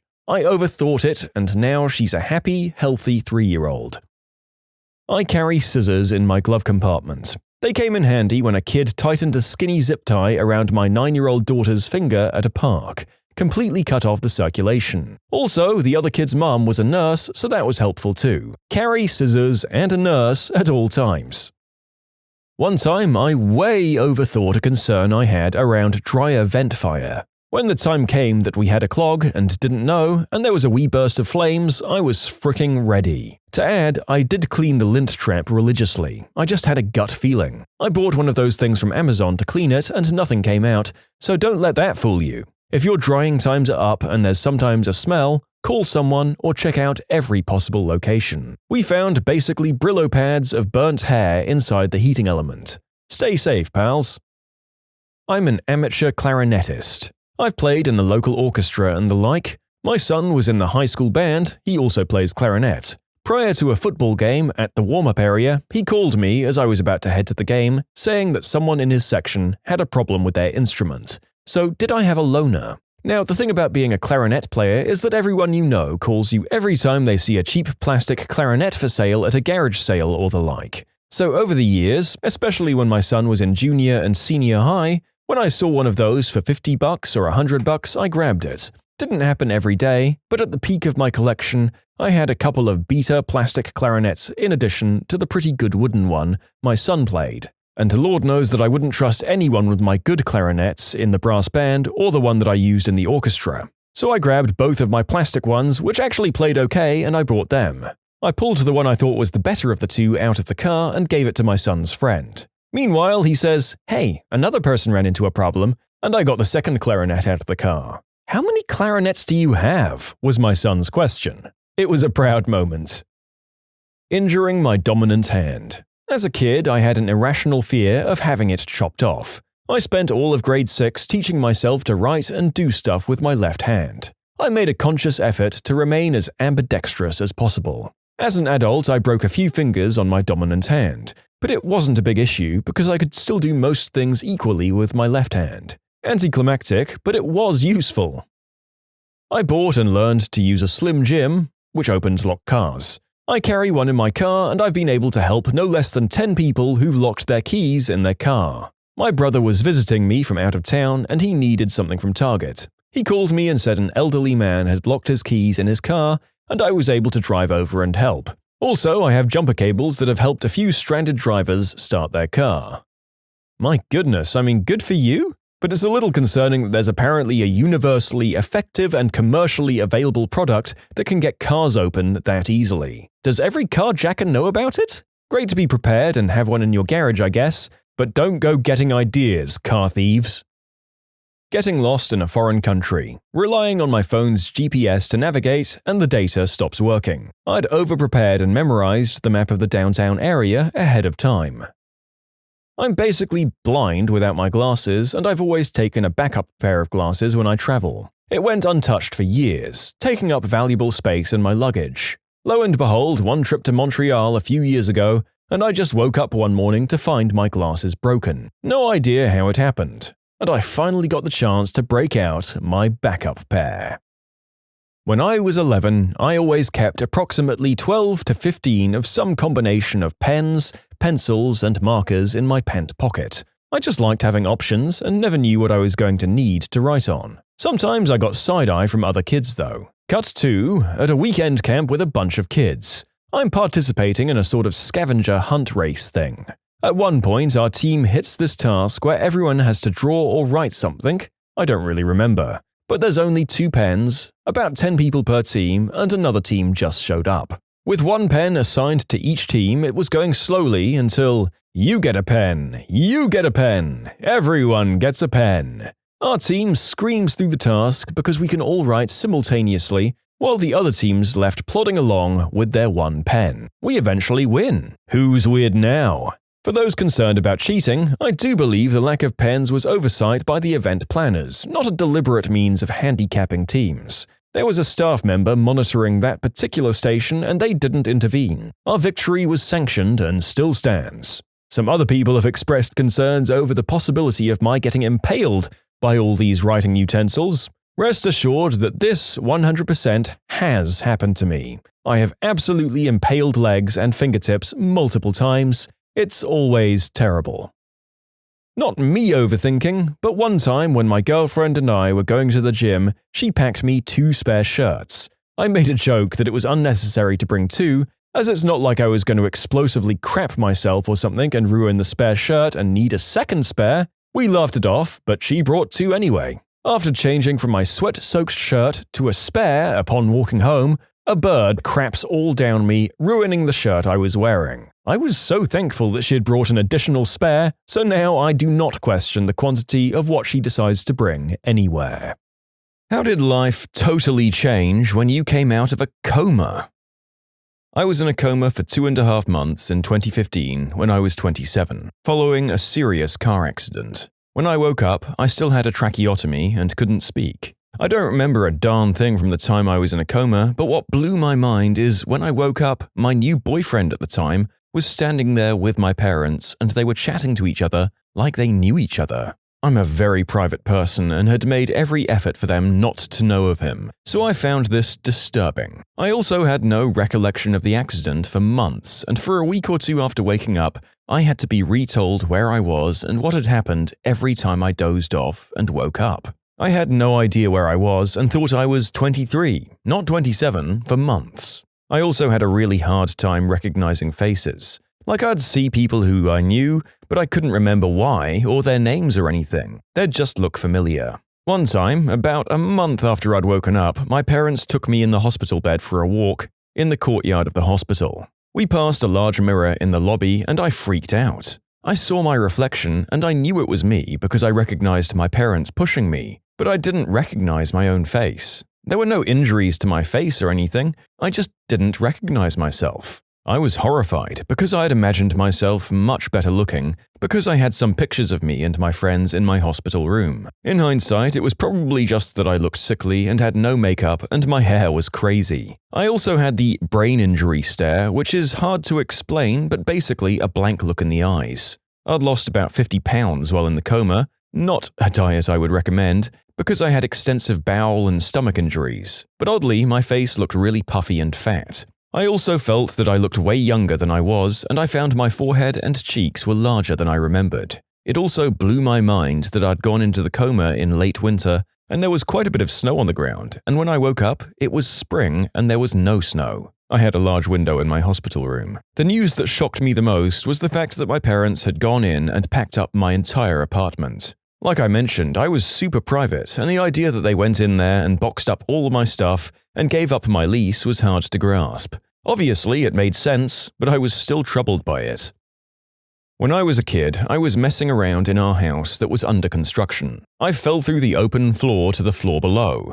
My brother saw me land on my head and called 911. I woke up the next day watching TV and eating Teddy Grahams in the hospital. Then I don't remember anything until a few days later when I was at home. My parents said I was never unconscious because I was complaining the entire time and I was able to eat and use the restroom on my own, but I don't remember a thing. I'm now colorblind, where I have a hard time seeing green. It comes across as blue, gray, or brown most of the time. Yellow and purple are also hard for me. I didn't actually realize I was colorblind for a few years. I found out that the type that I have can be caused by head injuries. Cripes, I can't believe there are kinds of color that can be screwed up for you if you bonk your head hard enough. The CPUs inside our skulls really just are so intensely complicated. So, I don't know if this counts, because it was only 3 weeks, but I was so shaken when someone put on the TV and it was a newsreel about a festival in a town over. I wasn't even going to go. I just felt so weird because this was still like 3 weeks away in my head, you know? This can't be on TV. Did I just miss 3 whole weeks? Like, holy crap, what the hell happened? I was in a coma? Oh yeah, something bad happened to me. What was it that happened? Explosion? I'm not going to go into the details of the accident, but it was an explosion on the work floor that threw a piece of metal straight towards me. Tried to catch it in my arms and then my face. Didn't catch it. The wall did though, and it had a huge hole in it. Still don't know how I didn't die that day. It destroyed my upper and lower jaw, my arm, pinky, and burned most of my limbs. Mostly second-degree burns, so that wasn't really a problem. The problem was the jaws and the arms. My jaws were completely shattered into more than 100 pieces. The doctor told me he had to put pieces of bone in random places because he couldn't find the right spot they came from. I lost most of my teeth, about 3/4 of them. My lower lip was ripped off and was just hanging by one blood vessel and a few nerves. After 10 years, I still don't have all the feeling back, but that's the new normal, so I don't really notice anymore. And the arm was broken on the lower half. Both bones snapped like little trees, and one of the bones sticking out of a gaping wound. Fun times. My wife was in a medically induced coma, which is really just heavy sedatives and paralytics for 13 days. She had complications from a bilateral lung transplant. The hardest part for her was that she had very realistic dreams during where she went home and came back to the hospital. So the first few times they woke her up, reducing the medications to check for neurological function, she was fairly panicked. So I got into the habit of telling her the daytime and location each time they woke her, letting her know that she was safe. It was extra hard on her as she was on a ventilator and restrained, so she couldn't communicate what she wanted to know. Interestingly, we were often able to tell what part of the dream responded to different events of her stay in the ICU. That was in February. She still has to sometimes ask if things she remembers really happened or if they were part of the dreams. Good news, she's home now, nearly fully recovered with just some mild kidney problems that are getting better and some neuropathy in her left leg. She's able to walk with a walker and do a lot of things on her own again. So I'm not a coma patient, but when my husband came out of a long period of unconsciousness in the hospice, he thought that the footstool was a dog and kept patting it. We all played along and called it a good boy for the rest of the time there. Oh my god, when my sister ended up in the hospital with an accidental poisoning, it freaked the staff out that she kept thinking random things were animals.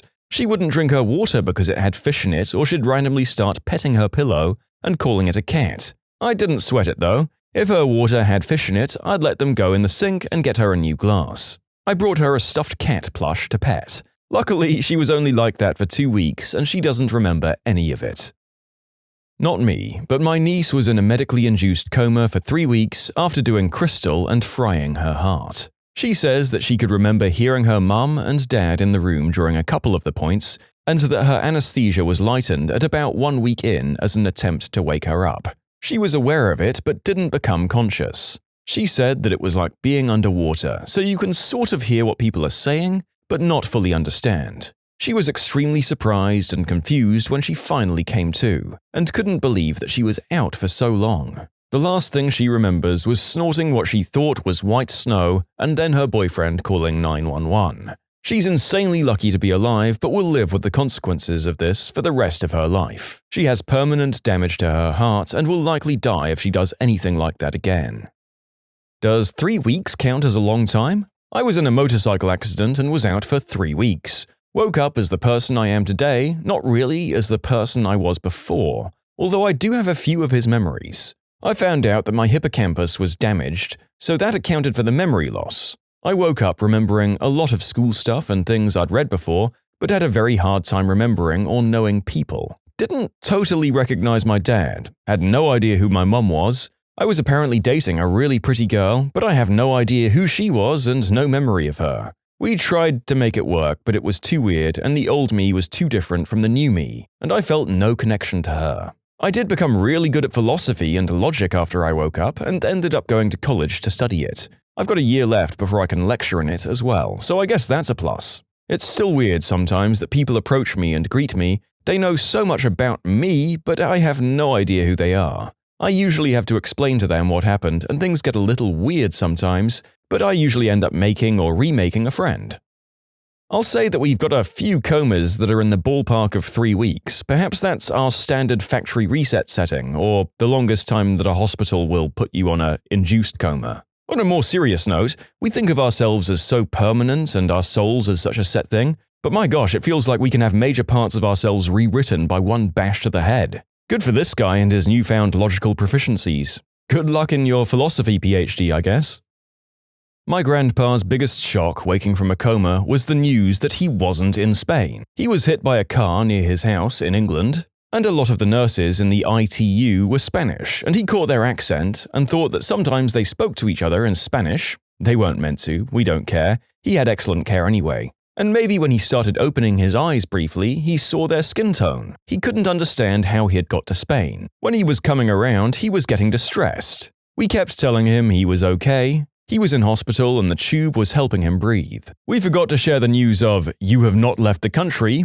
He was also shocked to find his feet hadn't been amputated, his feet and ankles weren't injured, about the only bit of him which wasn't, but somehow, in the coma, he thought they were. When fully conscious, he was shocked at the football results. I was in a coma for about 3 or 4 days after an intentional OD on Ambien, regular antidepressants mixed with some alcohol. I was more or less just unconscious, but I remember the first time I woke up, it was exactly like those movies where you're flashing in and out, and there are disembodied voices everywhere and people working on you. It was very weird. I remember waking up a few times once I was out of critical condition, mainly to throw up from the Narcan. Apparently, I had a seizure, I had cyanosis, blood was coming out from my mouth and my nose, my blood sugar dropped below survivable, and then just shot up into diabetic coma zone after a glycerin shot. I was severely underweight, and I guess they didn't take that into account. I had a breathing tube for most of the time. When I woke up, all I knew was that my throat was very sore and my entire body felt like actual chewed-up garbage. Other than that, I had no clue what happened. I just remember taking everything and falling asleep, and that was that.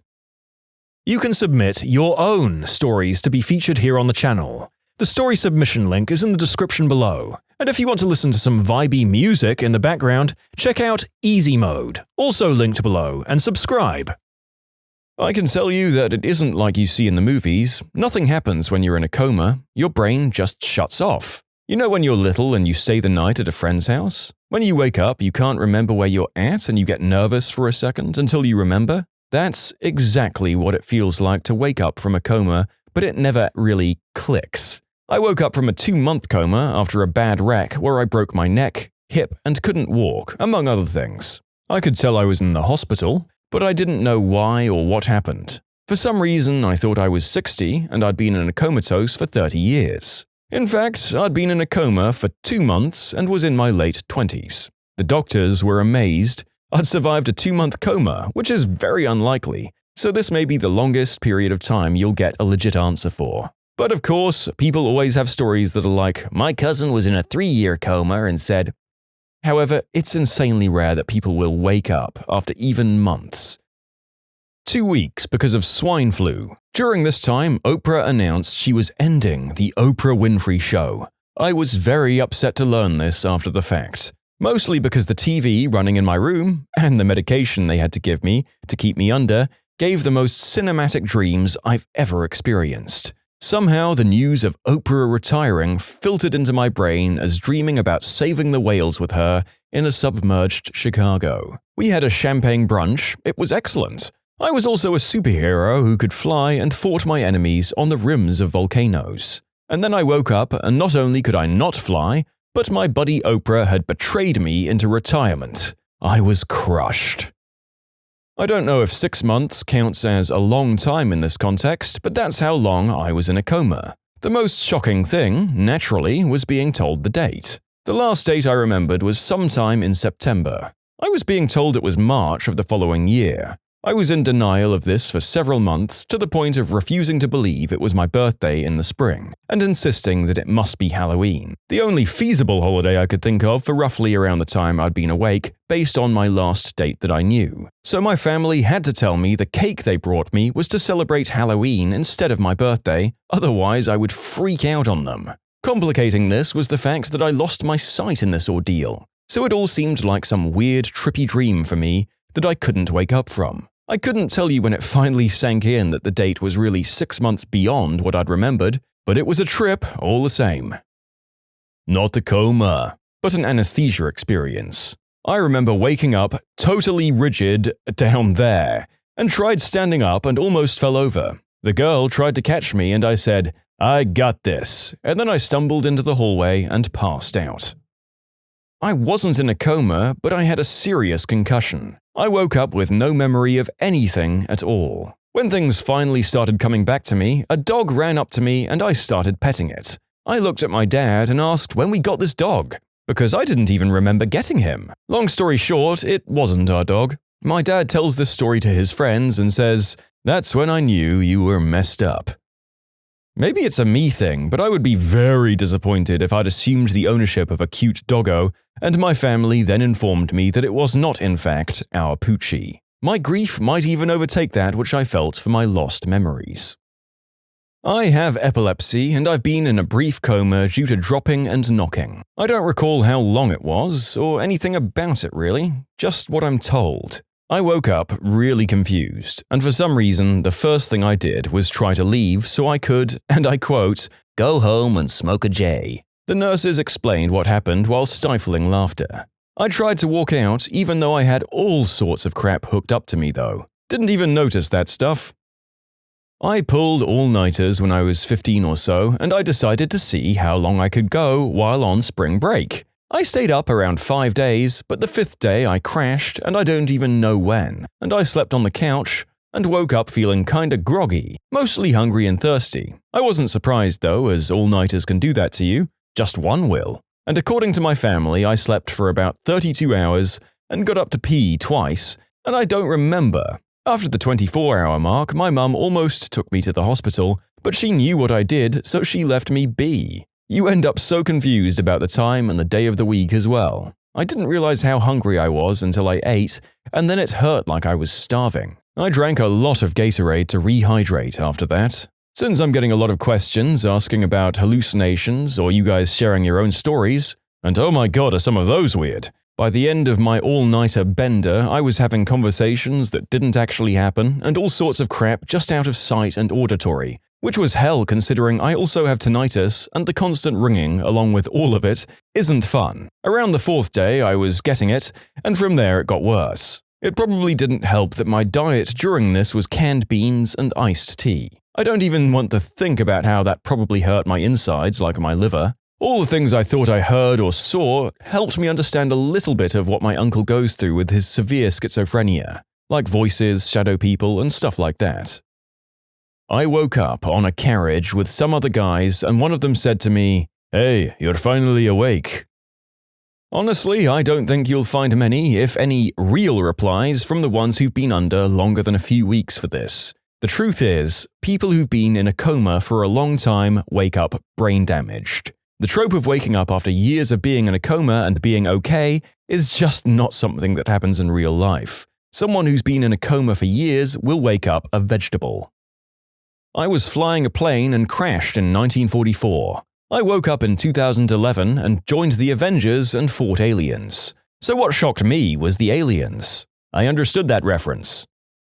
I woke up after a 3-day coma to my dad sitting at the edge of my bed. The first thing he said was, "Oh, thank God you're awake. I didn't know when you were going to come around."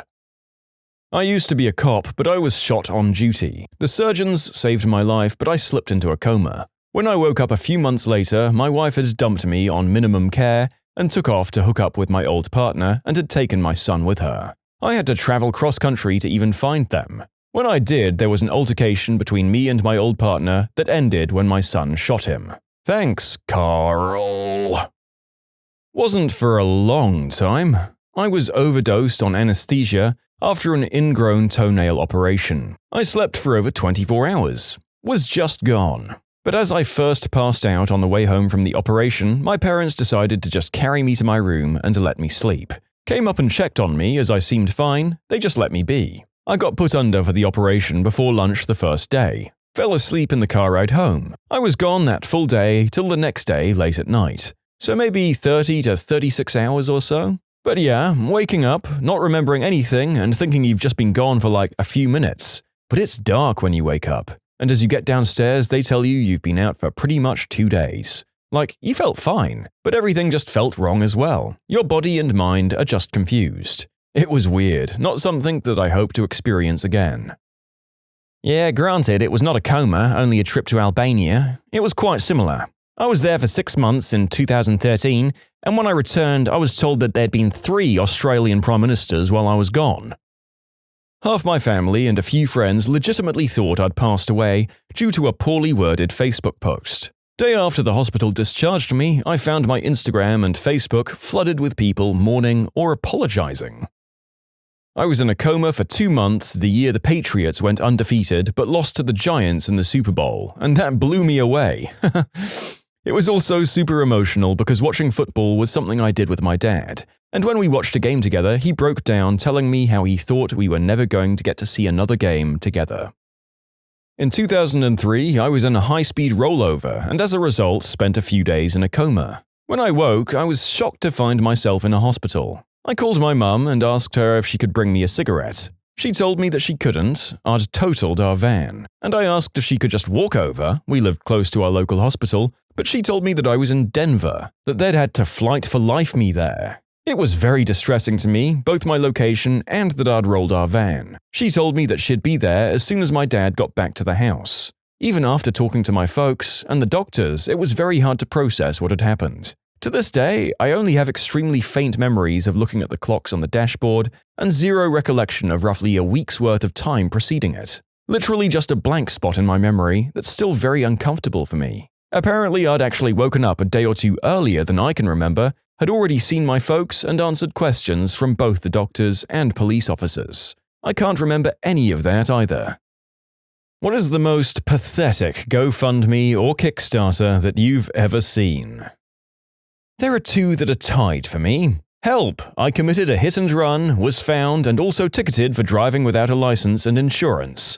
I can't afford these tickets because I don't have a job and I'm only 16. The other one was, please help fund my lawyer to get my daughters back after I lost them due to neglect and my substance habit. Basically, both of these equate to, help! I messed up bad and committed a crime. Pay to help me.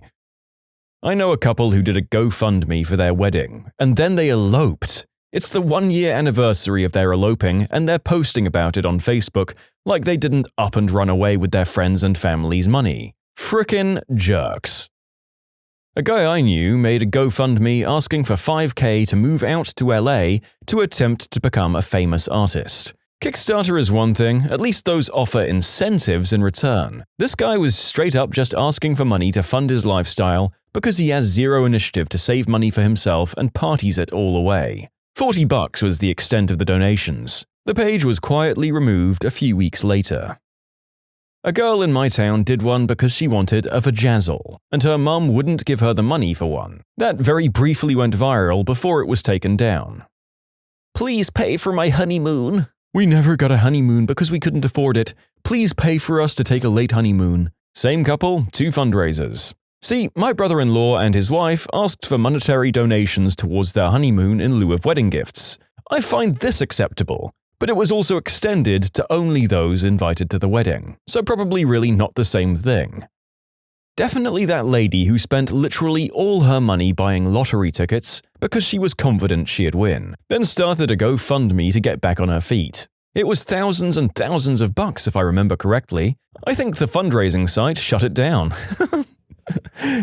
See, these are pathetic, but at least we can laugh at these. The narrator was fairly sure that this video would be filled with people writing about the ones where people use GoFundMe to pay their medical bills, which to be clear, isn't pathetic for them to do, as crippling medical debt can happen to anyone in the States at any time. What's pathetic is the system that lets it happen. Oh my god, the following post comes to mind. I recently lost someone very dear to me, and before I did, They had said that when they would, they could get me a new Nintendo 3DS, or at least help me to get one if I ended up with some money of my own. So now I would like your guys' help since she can no longer do, so I have found one that I would love to get, but it's a little pricey, so in her memory, please help me get this so I can honor her and what she wanted to do, thank you. By the way, there were no full stops in any of that. What the heck? It seems like they're more upset that their friend didn't get a chance to buy them the 3DS than they are that their friend actually died. Friend of mine had a parent lose their job and consequently requested money for recreational purposes because she wanted to enjoy the college experience. Normally, I would have chipped in, but her dad was a long-time executive at a big insurance company and she drove a new BMW as a high schooler. Not to mention she was going to college on a scholarship. I think she still pulled like $200. This is more in the analog world, but it's in the same kind of vein. My wife's cousin had a baby shower. The whole family bought her a boatload of stuff, walkers, car seat, stroller, all the standard expensive baby stuff. Well, after her baby was done with all of it, she sold it, probably for green herb money. Then she got preggers with her second child at age 19. She decided to hold a second baby shower. She was annoyed the entire family didn't just buy her all the expensive crap they'd already bought her over again. My sister posting one asking for money because she couldn't pay her rent because she can't hold a job down. She doesn't like to take responsibility for her actions and just expects everyone else to take care of her. Help me with my gaming PC build. They started a GoFundMe so they could quit work and stay home to tweet about professional wrestling. We popped out a bunch of kids and now we need a van. Another favorite of mine is, I totaled my car, help me buy a newer, more luxurious one. Hey, I'm pretty. Help me buy a Mac, 'cause I want one. A girl from my town started one in hopes of quitting her job and becoming a stay-at-home mum. I just saw two in the last week and one has made money and one hasn't yet. The first is this very attractive girl, her looks probably matter to the story, who posted a GoFundMe to get an extra $100 to help with her vacation. Her story was that she was a full-time nurse who struggles with a health condition and needs a break. She has enough for the trip that she's been saving for months for, but the extra $100 will help her cover some extra things. I checked it yesterday and she has almost $1,000. Someone donated $300 to her. The other is some kid who definitely smokes a lot of green herb, who wants $1,000 to buy music equipment for his crappy rap career. It was only posted this morning, but when I clicked, he had $20 donated to himself. He donated his own money towards it. Some woman whose standard coffee maker had broken and wanted money to buy a top-of-the-line Keurig. A guy who has money for mods on his automatic FRS and flaunts wads of cash on his Facebook, asking for a handout when his car got vandalized. I knew a girl who started a GoFundMe for a down payment on a house. Her justification was that she throws huge parties and everyone would come and party there. This girl I went to high school with's boyfriend was killed in a car accident a year or so ago. She started a GoFundMe for herself to pay rent and other expenses for her and their baby, by which I mean dog. They weren't married and she wasn't expected to pay any of the funeral costs. She was just trying to get free money because something bad happened. Give us several $1,000s for our wedding. When confronted, the girl said that she was being humble enough to ask for help when she needed it. Too bad she couldn't be humble enough to just get married at the courthouse. Definitely Zana Joshi's YouCare fundraiser. If you somehow don't know who she is, she's the lady who overreacted to a guy saying that his name was Humongous. She tried to make money because she was, quote, harassed by Humongous and wants to stop the patriarchy. What she got instead was a crap ton of $1 donations telling her how much of a sensitive piece of crap she was. A girl I knew a few years ago decided to quit her job and travel the world for a year. Racked up something like $30,000 in credit card debt and then started a GoFundMe to support her new, freeing lifestyle. Wrote a whole diatribe about how important it is she not work and continue to live and travel doing nothing. I think it made like $200. It was so cringy to read. So to be clear, I think there is a line to be drawn in the sand with the whole boomer diatribe of young people expect to be paid for nothing. When it's directed towards these sort of people, who literally want something for nothing while they travel in luxury and tear up the atmosphere, while being waited on hand and foot, it may have some value to the argument. Just stop directing it at people who take student loans. or who've been laid off and need some unemployment benefits while they get back on their feet. Deal? A guy I went on one date with, the date happened around 2006, had the dumbest Kickstarter. Backstory, he's friends with a bunch of my friends. We were on a date with the sole reason being that we were both gay and our friends just knew we would like each other. I'm a non-detectable, straight-acting gay, and he wasn't. Not to say he was over-the-top flamboyant, but you could tell. Not a bad thing, I've dated flamboyant dudes, and they're fun. The date? During the first part of dinner, he wouldn't stop going on about how rich he was, how he owned a house, how much he liked me, and that he couldn't wait to get me home even though we'd never met before. He reached across the table and unbuttoned a button on my shirt. I wear them with the top 3 undone as is, and he told me he liked a hairy man. I'm hairy, by the way. And said he was ready for us to move in. Then he started asking me what positions I was into in the bedroom. Then he started loudly talking about his Johnson. It's rigid under the table. I hushed him only for him to show me it via photo on an old 2004 camera phone and asked what I would do with it. I gave him a, "Is this really the place for this discussion?" And he rebutted it with, "No, really, what would you do with it?" Our waiter, another gentleman, could tell I wasn't feeling it with this guy, thank God, and brought 2 separate checks.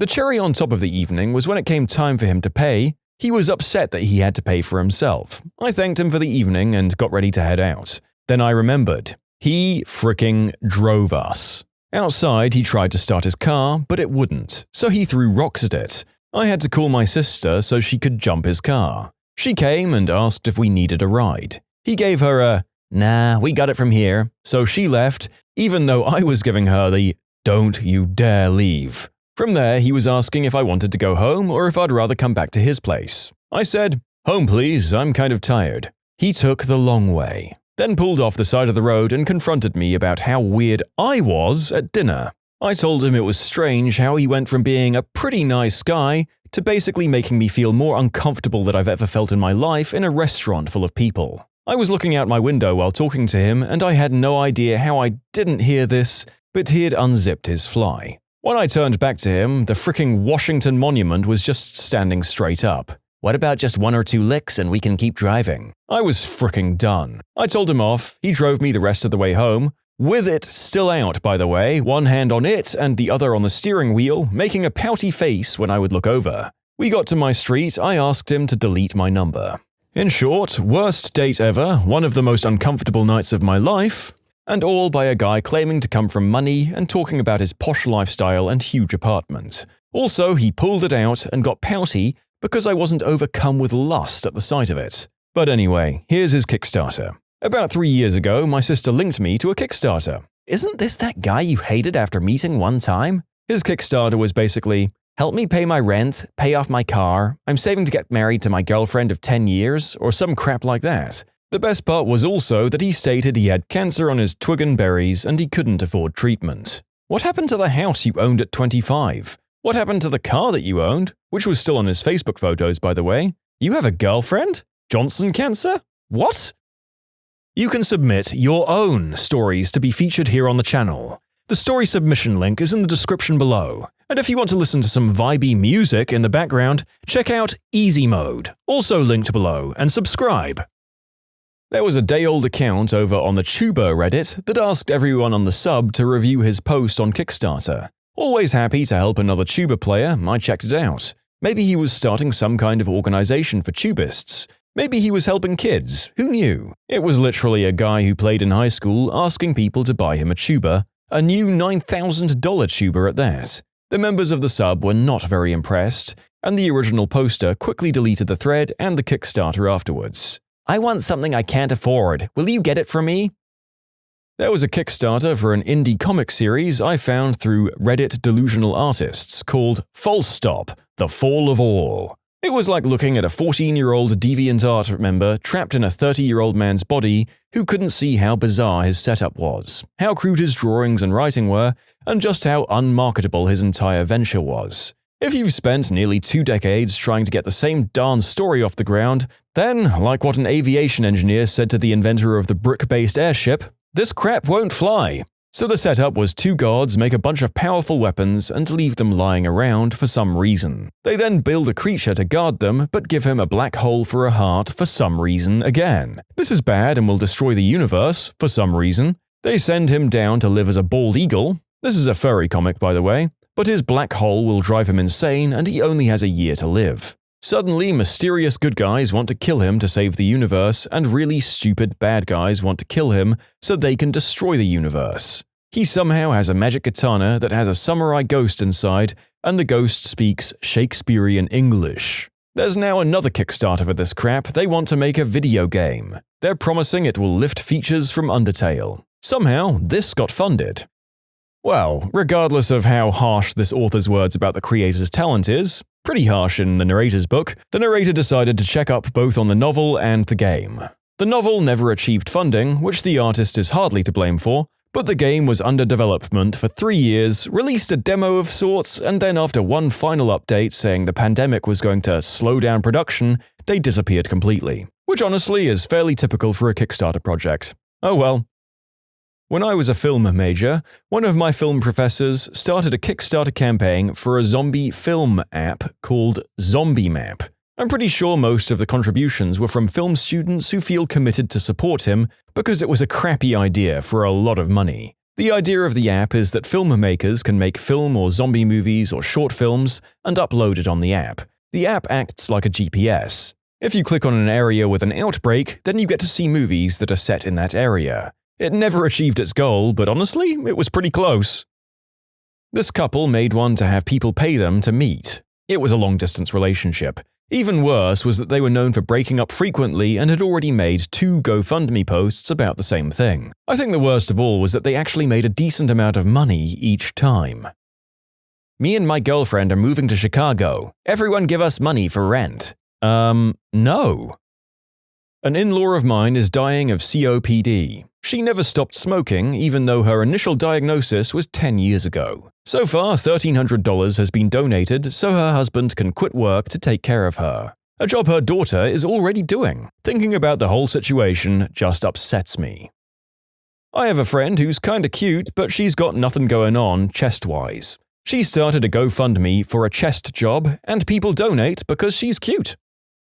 Oh, I don't think it's up anymore, but my best friend went to jail and met this trick named Tricky Nikki. Tricky Nikki is a serious pillhead, and after she got out of jail, Tricky Nikki got into a huge fight outside of a club over a guy or something.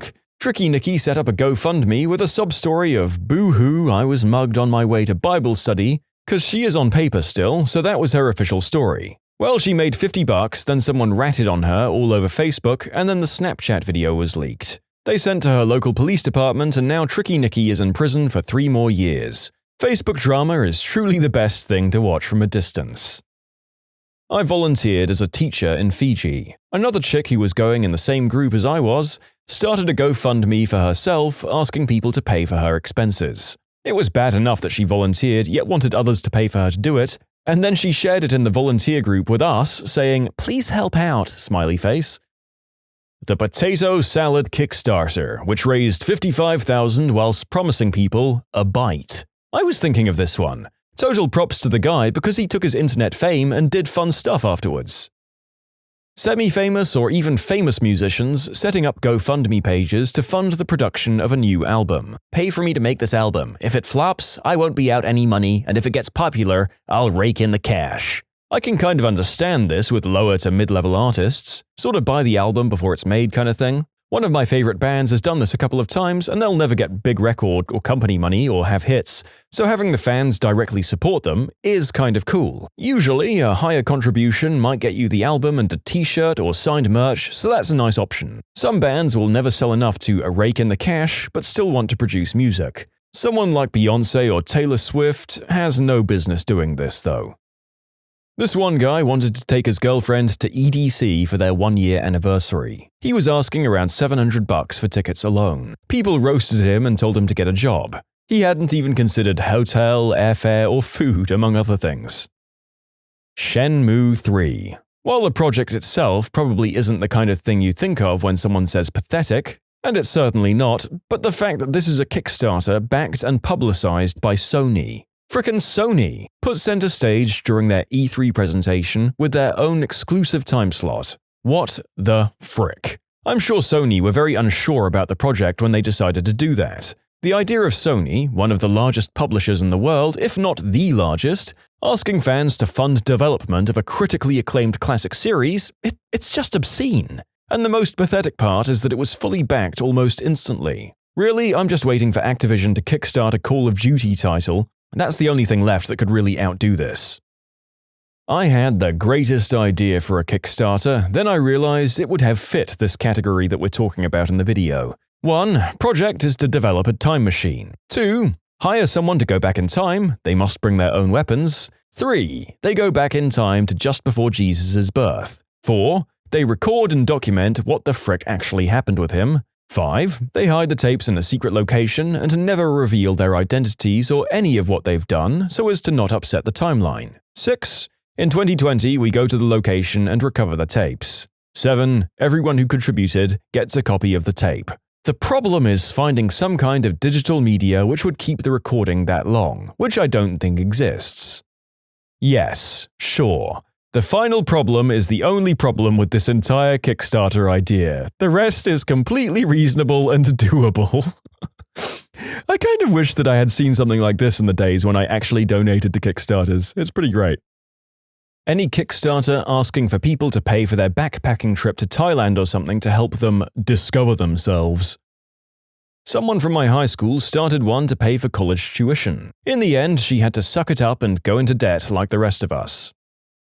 Some guy I didn't know very well set up a Kickstarter in my name to buy me a new car because mine broke down every few weeks. I appreciated it, but it also made me kinda want to die.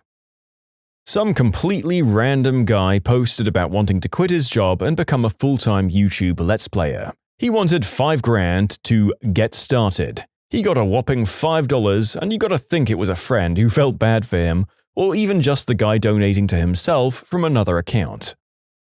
My old high school boyfriend started a GoFundMe for his second divorce.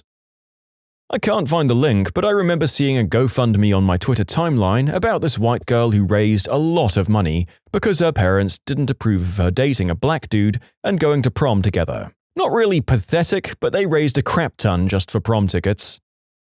My cousin started a GoFundMe to buy dresses for a pageant. She then complained on Facebook the day after creating it that her friends and family liked her post with the GoFundMe link, but didn't donate. Meanwhile, she's 24, hasn't held down a job for longer than 3 months, and has dropped out of 3 colleges. Recently helped her with her resume, but she told me she couldn't apply to jobs because she couldn't afford a laptop.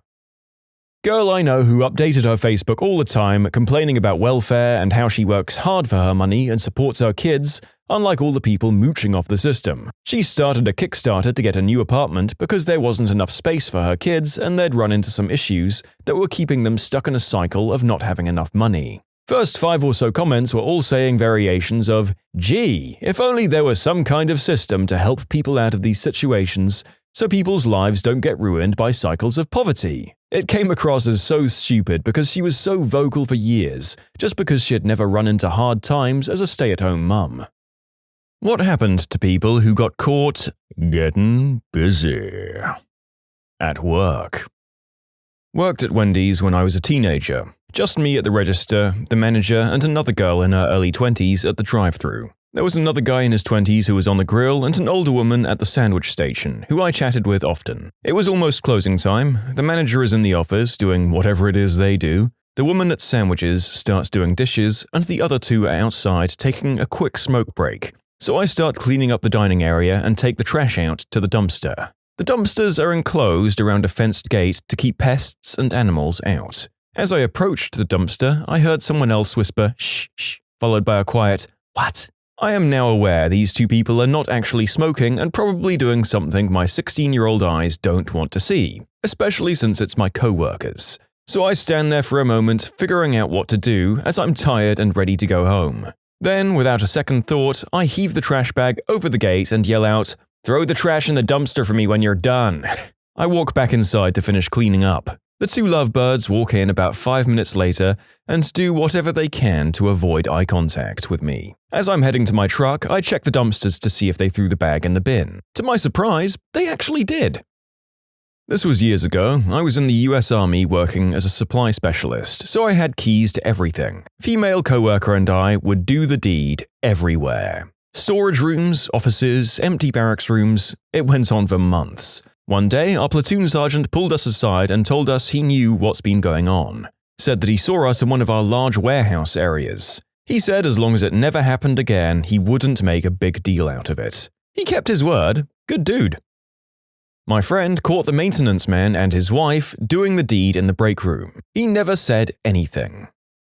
At my old job in a sheet metal factory, we caught 2 elderly employees doing the deed in the back of his Suburban. We'd long suspected it, because they went from being extremely close to kind of just trying to not be seen talking too much. Also, because it was a job that had unlimited overtime, they'd both show up at the same time and leave at the same time, even though we didn't have set hours. It was wild because both his son and her sons worked for the same company. His wife would show up and bring food for the whole staff in our department too, and you could see the mistress's guilt whenever his wife was there because she'd always leave. After we caught them, we kept our mouths shut about it, but they both started being really nice to us. The woman would bring us all lunch every day. It honestly saved us so much money. We'd eat out almost every day prior to that. And I'm not just talking ham and cheese sandwiches that she bought.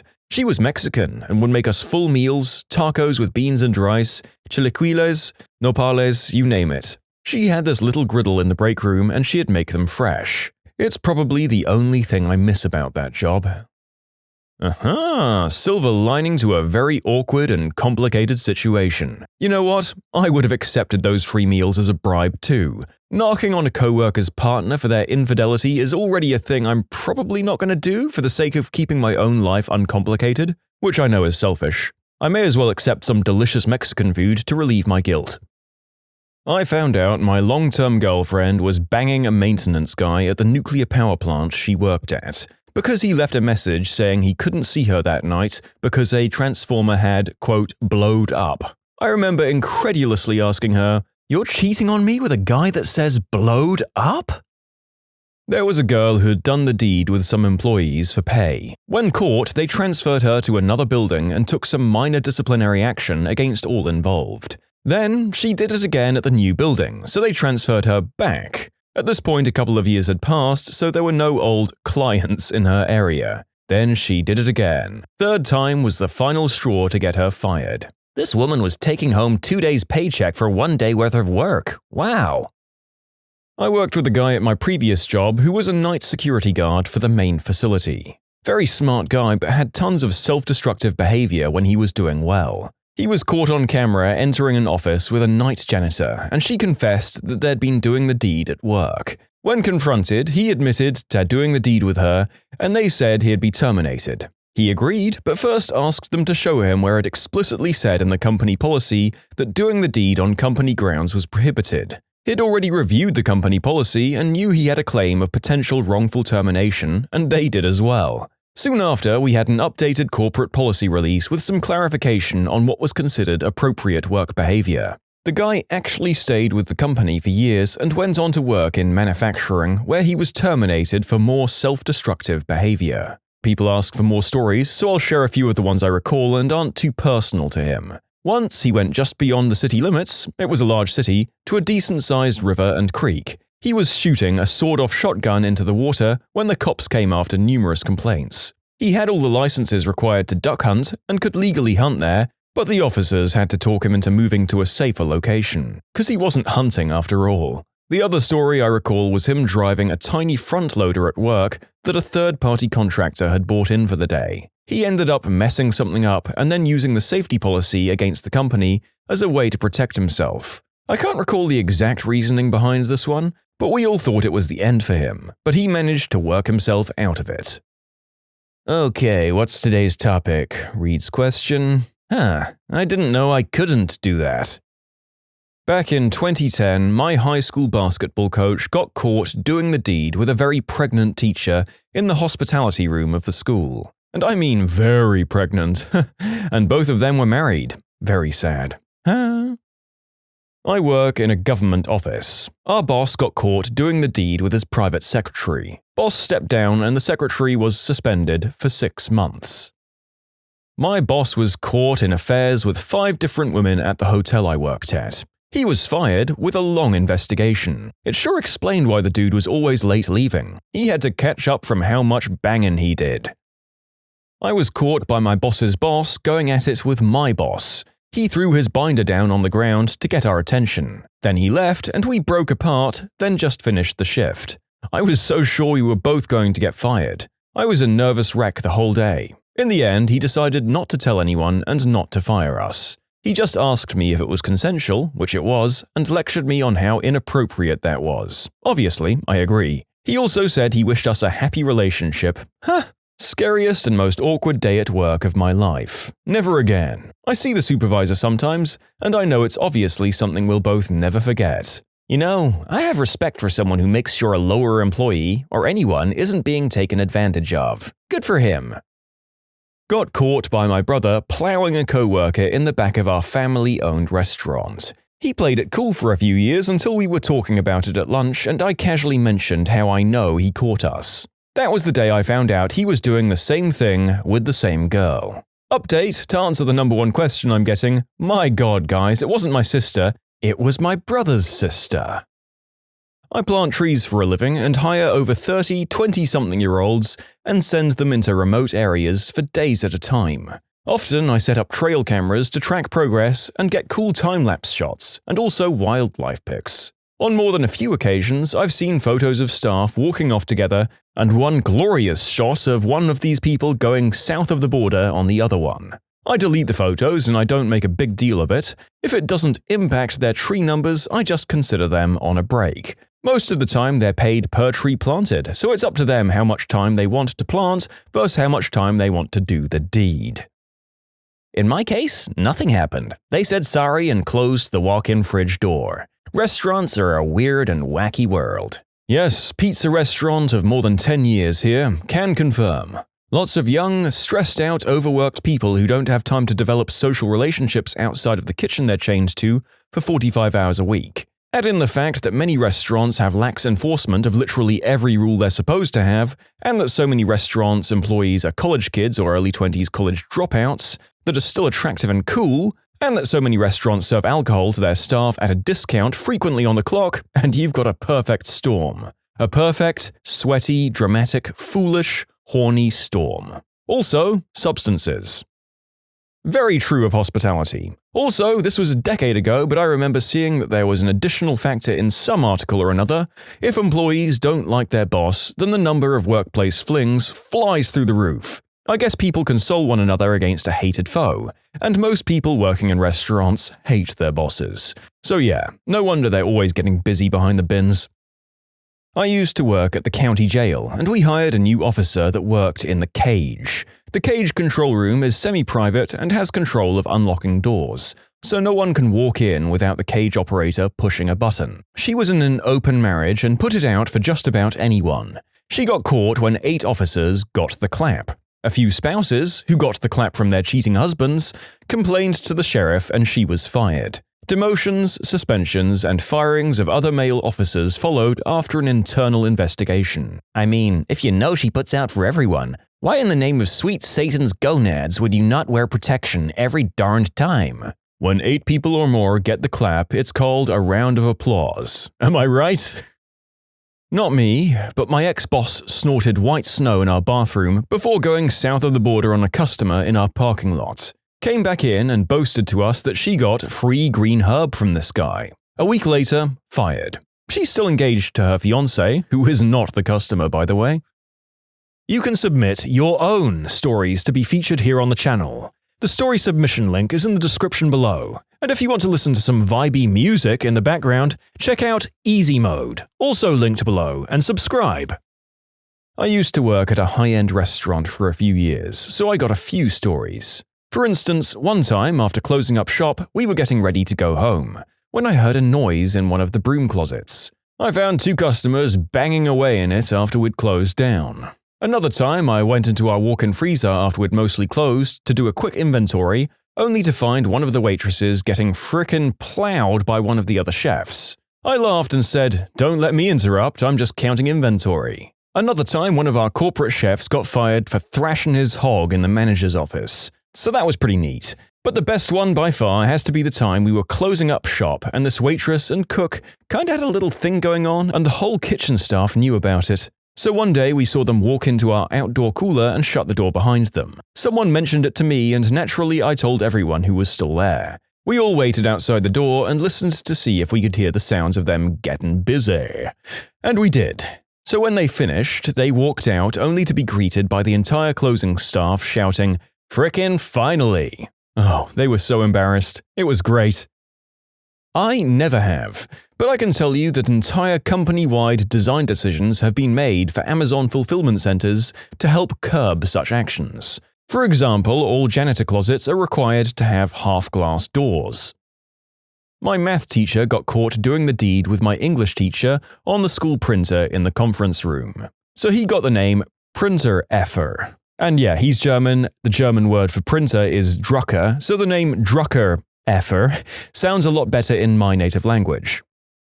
Not me, but two co-workers at a small family restaurant. They got caught doing the deed in the bathroom when the owner literally opened the door on them because they didn't lock it. The girl was bent over the sink and they were watching themselves in the mirror. He slammed the door shut and when they came out a few minutes later, panicky and shamefaced, he yelled at them, "If you're gonna do that, you clock out first," while the rest of us laughed our butts off.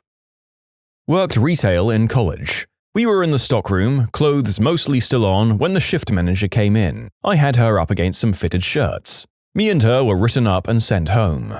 They interviewed us separately the next day and we lied about not having a relationship so they wouldn't transfer one of us. Looking back, I'm actually pretty surprised we weren't fired. Co-worker and manager got caught. He got transferred and she started hitting on me, and everyone else. It was awkward, but they were both adults.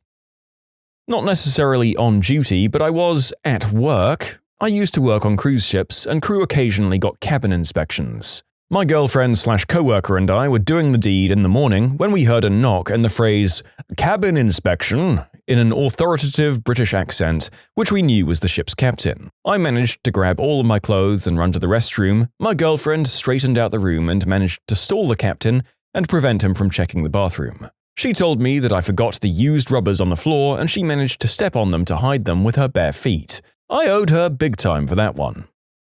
I used to work in fast food, and a manager got caught doing the deed with an employee. They were going to just transfer him, but they realized that the employee was 17 and the manager was 24, so he was fired. The employee quit because they thought it would keep the manager from being fired. I quit a few weeks later for unrelated reasons. I'm getting a lot of replies asking if we worked at the same place. It is scary how many places this seems to have happened at, and I work at Taco Bell.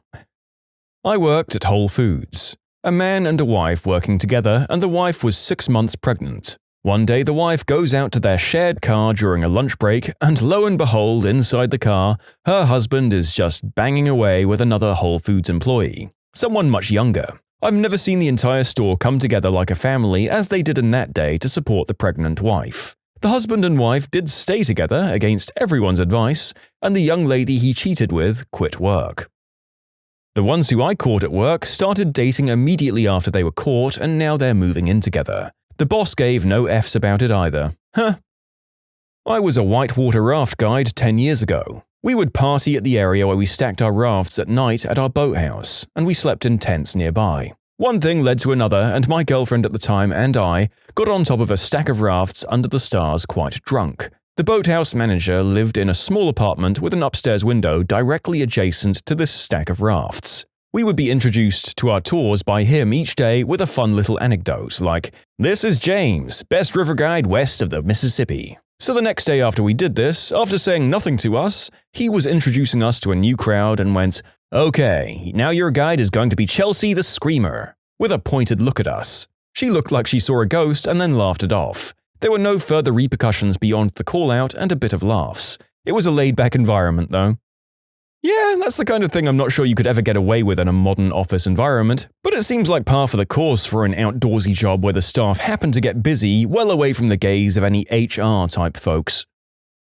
Worked at a bank branch a long time ago, and one of the financial advisors was pregnant with twins, and everyone was super happy for her. Apparently she'd been trying for several years with her husband, and it finally worked. Fast forward to her last day at work before her maternity leave, we decided to throw her a small goodbye party at the branch employees' room after closing hours. The husband was present as well. 15 minutes passed and suddenly the husband decided it was time for a toast and that apparently he made a lovely video for his wife to show her how grateful he was on a USB stick and insisted on showing us the video. So the manager bought him his laptop so we could watch it. The video was a hidden camera, I guess, in their bathroom of the advisor doing the deed with another guy with sound and everything. We were all so shocked the video played for a good minute until the manager closed his laptop and basically sent everyone home.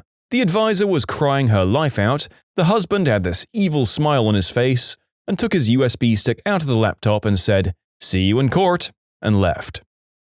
I was an engineer at a company. A couple were fired for doing the deed in his car in the parking lot. Our company was one of the biggest CCTV manufacturers in the world. I designed camera control systems. Our parking lot was also used to test products, and had one of the highest camera per square foot ratio of any parking lot anywhere. Our cameras had amazing zoom capabilities. This just never occurred to these two brainiacs. Management insisted that we delete all footage. And to clarify, these weren't engineers, they were support. Maybe they had an associate degree, but I doubt it. The parking lot is company property. Company handbooks and HR training both say not on company property. Also strongly implied is not with the company name.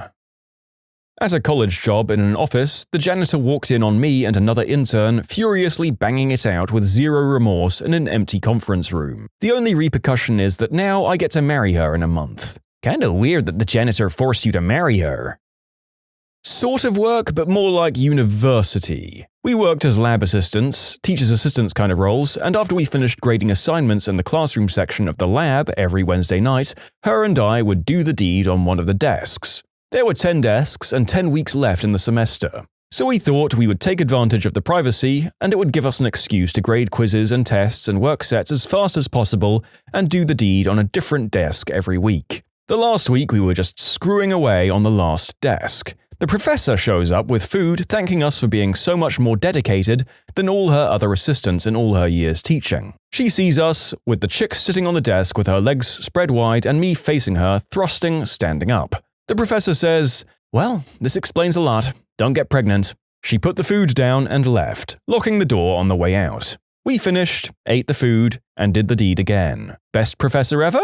Not even a question.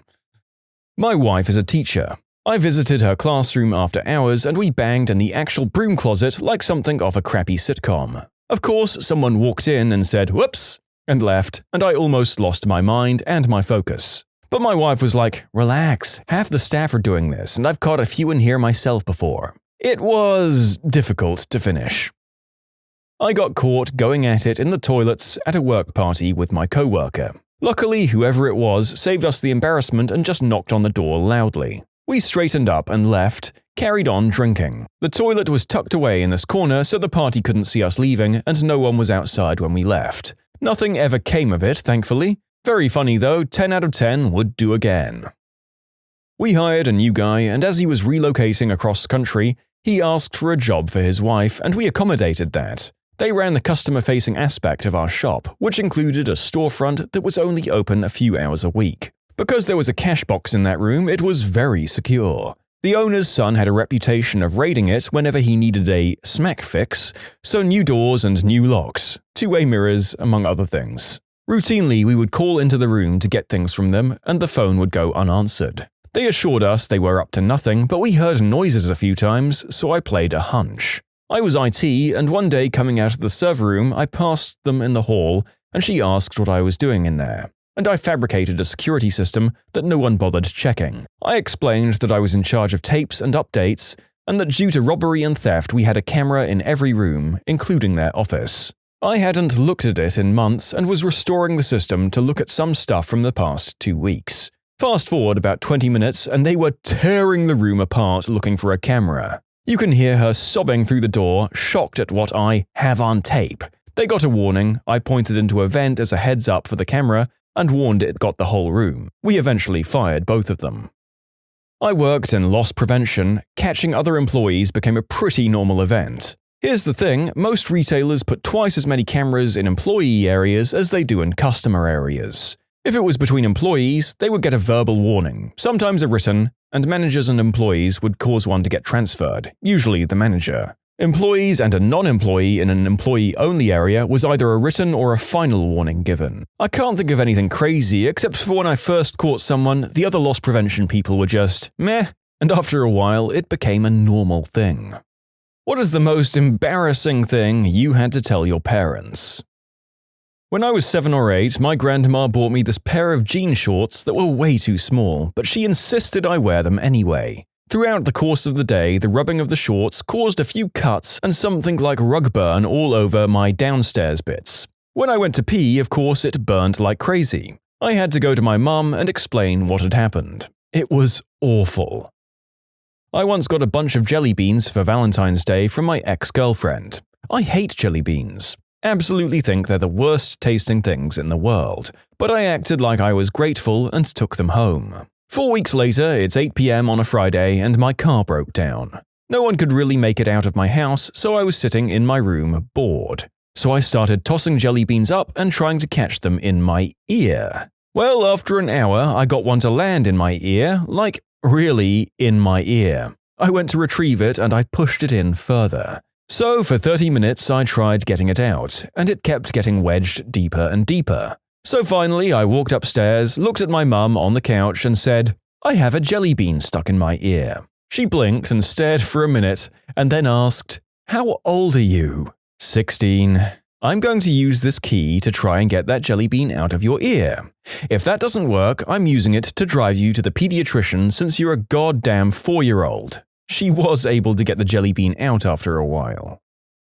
I started a stamp collection when I was 13. I really liked stamps, but nobody mailed me anything and my parents never got any good ones. So I started checking my paper route customers' mailboxes and was able to start a really good collection that way. I hid my collection in the basement because I thought my parents were searching my room. One day, my dad found hundreds of letters addressed to different people in the neighborhood where I hid them behind the Christmas stuff, and he freaked and started yelling at my mum. He said he knew what she was up to and wanted a divorce. I was scared and embarrassed, but didn't want my parents to split up, so I confessed to the collection. They made me walk my route and return all the letters while my dad videotaped me. They did split up that year anyway, so I shouldn't have said anything. My dad sent me the videotape for my 30th birthday present with a card that just said, "Good times."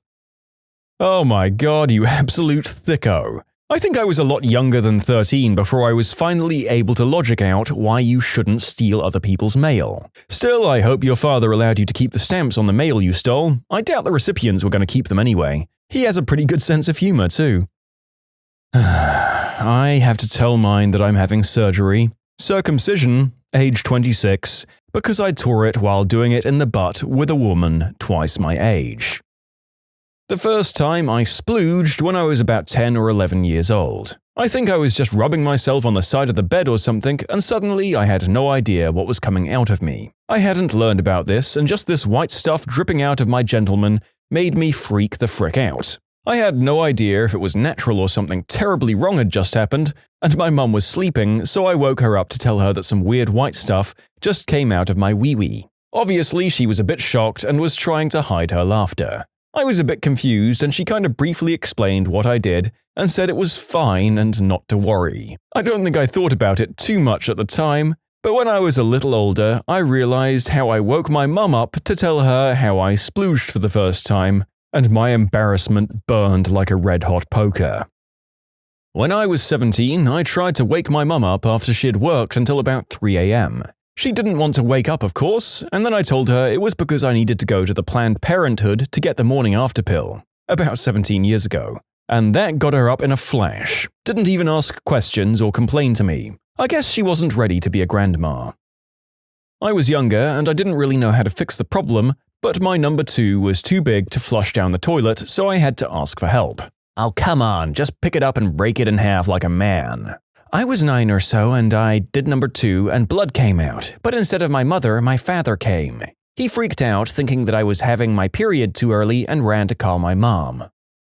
I had to tell mine that I didn't know what a virgin was. In middle school, I didn't really know a lot about doing the deed, but I sure as crap knew how to tickle my pickle. Anyway, some conversations started at lunch, and if I recall correctly, some kid made fun of a girl because she wasn't a virgin anymore. Somehow I got pulled into it, and I said I wasn't either. More questions, with me backpedaling and finally admitting I didn't know what a virgin was. Cue my classmates making fun of me all day. In science class, I wrote a self-deletion note and folded it up. I put "Mom" on it and put it in my backpack.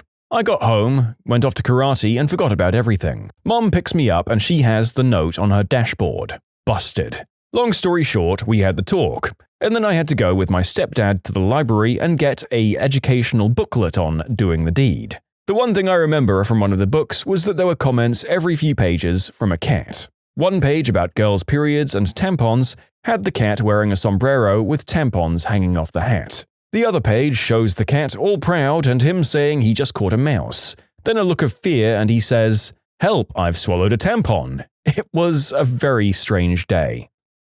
I was an early 20s male and I still had never been in a relationship, nor have I ever had any real discussion come up with my family about my romantic life, in part because I was too embarrassed by it. But that summer, a couple of my friends had recently come out as gay, and I mentioned it to my parents while I was visiting home.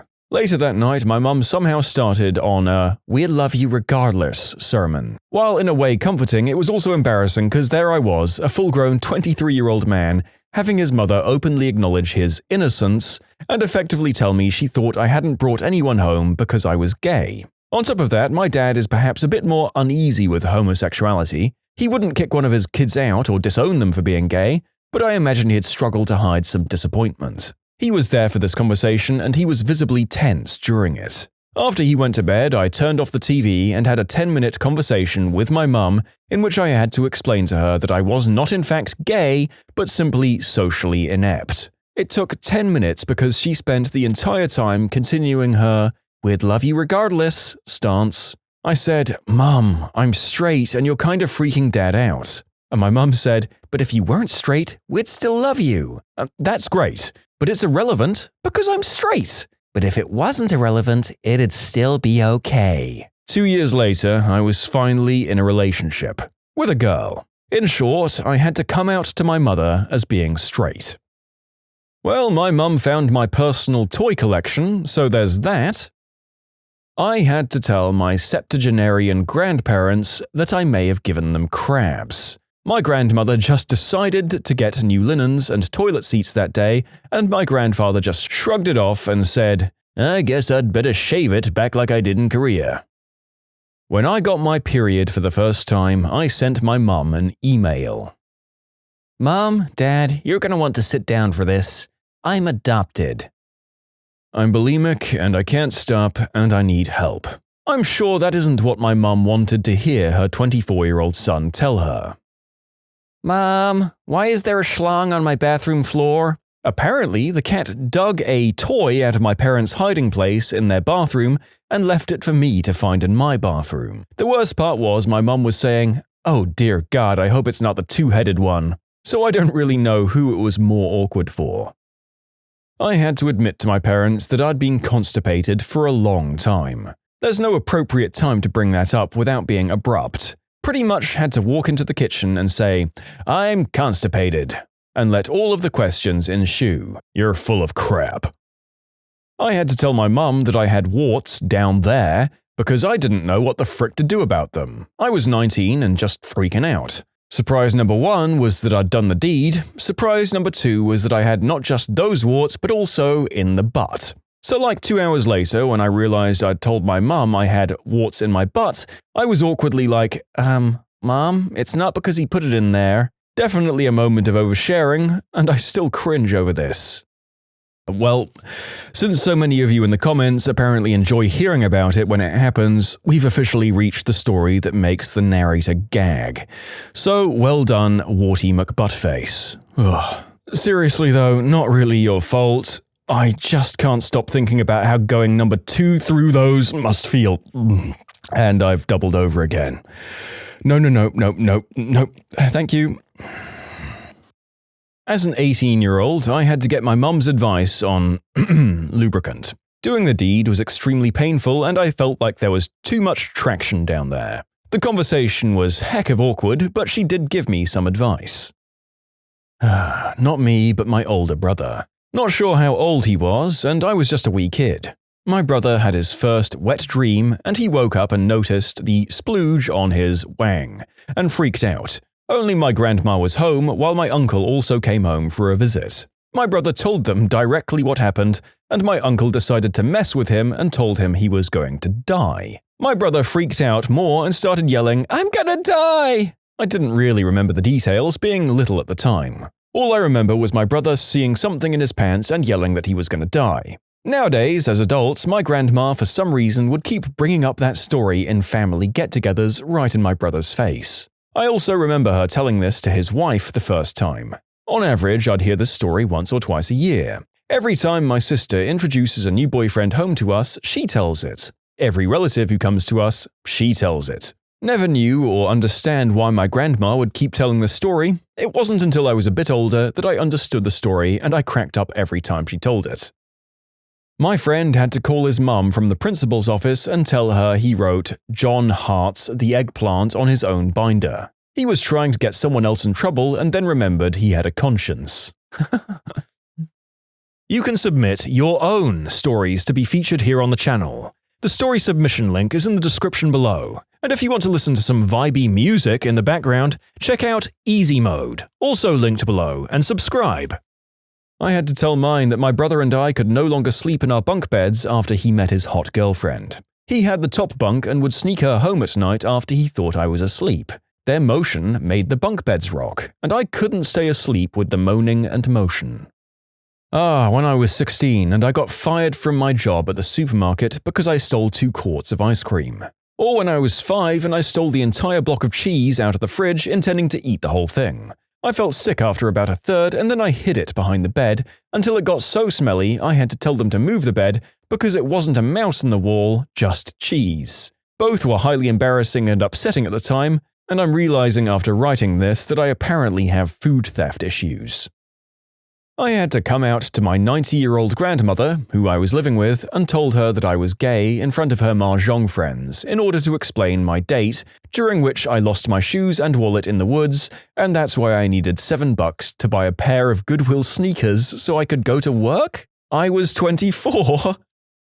I was about 6 weeks from my due date when I started bleeding. What the frick? Long story short, everything was fine. I was a smidge dilated, but okay, as was my kiddo. So the OB asks me if, outside of OB appointments, I've inserted anything into my downstairs area or done the deed. I admitted I'd done the deed nearly a week prior, but I wasn't told not to as my pregnancy was progressing just fine. The OB says, okay, that's probably what it was, and advises me to err on the side of caution and refrain a bit. Okay, fine. She leaves to get my discharge papers. My mum is staring daggers into my skull, and I'm seriously like, is there something on my face, mum? And she started screaming about how my then-husband is a jerk, and how dare he make me do the deed, etc., etc., and I was like, Mum, he didn't make me do anything. And she's like, why would you want to? She's simultaneously annoyed, disgusted, mystified, and embarrassed by her pregnant adult daughter having pregnant adult fun 32 weeks gone. Fast forward 4.5 years, my brother's girlfriend is 4 days past her due date, and wouldn't you know it, the first piece of advice to pop out of my mum's mouth was, go do the deed, that'll get her out of there. And I'm like, whoa there, it's okay for her to do it, but I'm an embarrassment? And her response, yes, but this is necessary. You wanted it. Every now and again, she's got her backwards thinking moments. I was back on spring vacation from college. At the time, my girlfriend and I had just split up. I had a one-night stand with a girl I met online. Here's where it gets bad. We were a little drunk and my parents weren't home when I got back. We made our way to the guest room, shedding clothes the whole way. We did the deed and passed out. Apparently my mum collected the trail of clothes and left them outside the door. She also walked past my parents on the way out in the morning. I hadn't woken up yet. Here's where it gets worse. I stupidly had gone bareback. A week or so later, I started to get some concerning symptoms. I had to basically tell my dad that I barebacked some random chick and now I had to go to the doctor because I probably have mega super transmissible diseases. I had a UTI. Now, if you'll excuse me, I'm going to try and repurge that memory from my brain. My mother found a wrapper for a Jimmy in my room. I was trying it on to make sure that I knew what I was doing. I didn't enjoy explaining that to my mother. You know, coming out as trans was pretty bad. It was super cringeworthy, and for the next week, my mom kept making awkward comments about girly stuff, as if to say, wink wink, nudge nudge, you're a girl now. Honestly, my parents both did the exact same thing when I came out to them. But nothing was funnier than when my dad and I were watching the news together, and he was going on about how hot the weatherwoman was, when he just stopped and said, Oh yeah, I'm so sorry, I forgot, you're a girl. I told him, yeah, and I've had girlfriends for over a year now. He just stayed silent for a few seconds before mumbling, So you're a lesbian? Telling mine that I had depression and thoughts of self-deletion. I was almost not able to tell them because I didn't want them to worry about me. That I kinda sorta set a gas station on fire. It was really only a couple of gas pumps out by some abandoned garages, and it honestly was an accident, but it was quite embarrassing. Actually, the most embarrassing part was that the guy on the motorcycle who'd seen the fire from the road and came over to put it out escorted me home and made me tell my parents. That was embarrassing, especially since my father was the biker's guidance counselor. Awkward. Well, at least your father had a pretty good indication that he was doing his job right and setting this man on the right tracks to solve problems when he saw them. Good on your dad and the random biker for being such diligent and community-minded souls. I had to explain to mine that the reason I was coming home for the weekend was because my husband had shoved me during an argument. We were together for 10 years before getting married. Mum and Dad both put a lot of money into the wedding. Not a ton of money by normal standards, but a lot of money by our family's standards. I moved home a month later and I'm currently getting divorced. But I'll never forget the dread I felt telling my mum why I was leaving him. I thought I was smarter than that. Yes, we're doing the deed. No, we're not a couple. Telling mine the first time I got a bladder infection, because everyone knows darn well that likely means inexperienced deed-doing. Went out rollerblading the one time. I had to come home and tell my parents I was gay. When I asked mine, "What's your first name?" Coming out to my parents as a drag queen. It didn't go too badly. My dad accepted it better than when I told him I was bi, but the subsequent question and answer session was awkward as heck. I was messing around with inserting things while flicking the bean. When I was about 12, all of a sudden I feel a ripping sensation and blood comes pouring out. I freaked out and had to tell my mum that I was doing it with a magic marker. She just laughed at me. She likes to bring that one up at random family dinners 10 years later. Fun times. The neck massager she found in my room was actually a massager for a different thing. Just kidding, I never told her. Screw that. Huh? When I told mine I was dating an Indian girl. This hasn't happened yet, but I'd surely be screwed if my mum sees the things that I linked on Reddit. This happened to me when I was in 8th standard. I was painfully awkward near girls, hence I never had the guts to talk to my crush about my feelings. My crush was extremely smart, rated over smart by my mum, active and vivacious. Of course, she was cute. My mum was aware of my infatuation with her because she had once discovered a Valentine's Day card in my bag, which I'd planned to give her but couldn't. My mum wasn't very happy with that since, according to her, I should focus myself on making myself a better person rather than engaging in meaningless pursuits, and she actually blamed my crush for that. Probably she was just jealous because my crush was much more accomplished than I was. So one day, my crush calls me and I pick up the landline. My heart was already in my mouth. I tried to act cool and was talking to her. Somehow, my mum, call it her sixth sense or my apparent excitement over the phone, comes to know who I'm talking to. My crush says, "So, have you done the assignment yet?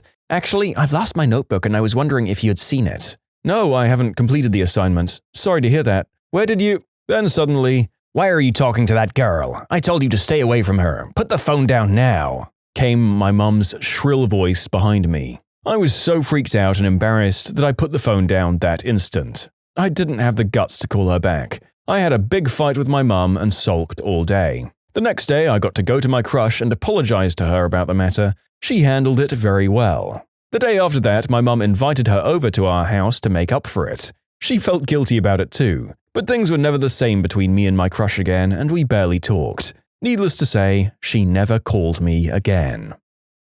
I was 5 or 6 years old, playing in my room, trying to squeeze into small spaces to make my secret hiding place. I did not know how boy and girl bits worked. As I was crawling under the bed, halfway under, my little Johnson snuck into itself. I ran out of there as fast as I could, and I started frantically telling both my parents, who were watching the news in the living room, that my wee-wee had disappeared.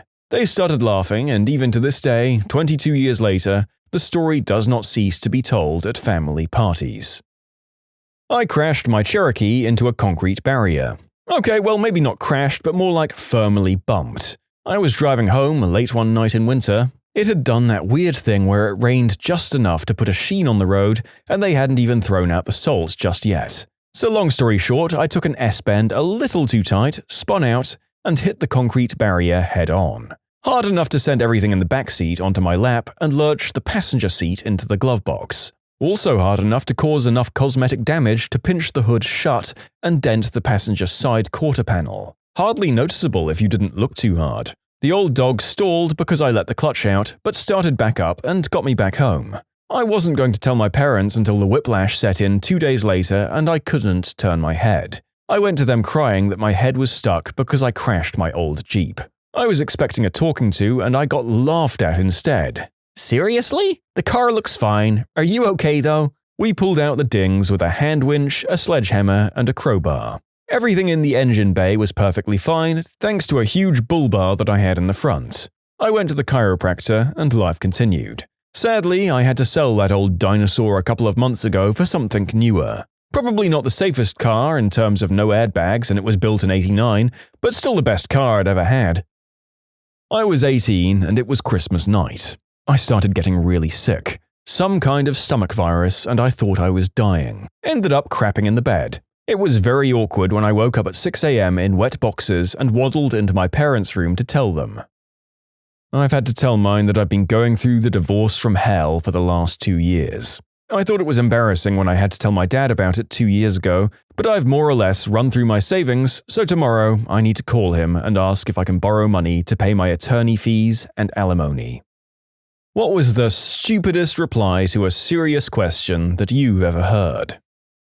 I was a nanny when I was in college for this very bizarre family who always pretended like I wasn't there. I was walking down the street with the mother and her 2 kids. It was February and the sun glare was really bad, so naturally I was wearing sunglasses. One of the kids, about 4, asked his mother why I was wearing sunglasses in winter, and the mother responds, "Well, some people are not that smart and they just want to look cool." Please note, both parents were professors at an Ivy League college.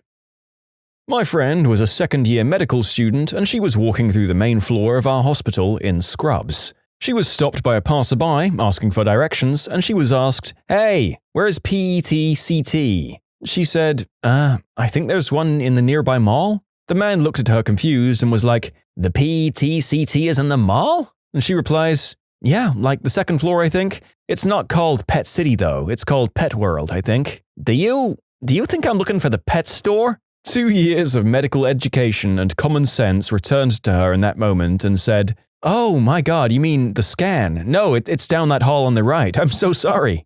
He shook his head, walking away, and we heard him say, "I wish I was looking for a frickin' pet store." Was in college and went to the calculus study hall to see if I could learn something. One of the problems was something like, a man throws a ball on the moon at a speed of X miles per hour at an angle of Y degrees. How long before the ball comes down? The response from the teacher's assistant, who was a PhD candidate in math, "That's a stupid question. Everyone knows there's no gravity on the moon." I never went back. I'm an astronomer. Before we were married, my soon-to-be wife asked me, "How can there be dust on the moon when there's no gravity?" I asked her in genuine curiosity what made her think there was no gravity on the moon. She closed her eyes and went, "Oh, duh." She keeps bringing it up years afterwards despite my continued reassurance that there are no dumb questions. But she doesn't believe me. I love that woman. I actually kind of love that last one because even if it shows some basic ignorance or a preconceived notion, it does display enough knowledge or logical capacity to be able to work through and correct yourself. Now, if only more people could admit they were wrong and react to criticism that way instead of knee-jerk reactions. Me, when I was writing a construction bid, is the standard flooring on these units going to be tile or vinyl? The client said, yellow. My high school had a geography bee where one kid was asked what the capital of France was, and he replied, Spain. In my high school physics class, the teacher asked what was the unit for time. This girl screamed, kilograms. After that, you could see the teacher lost hope on all of us.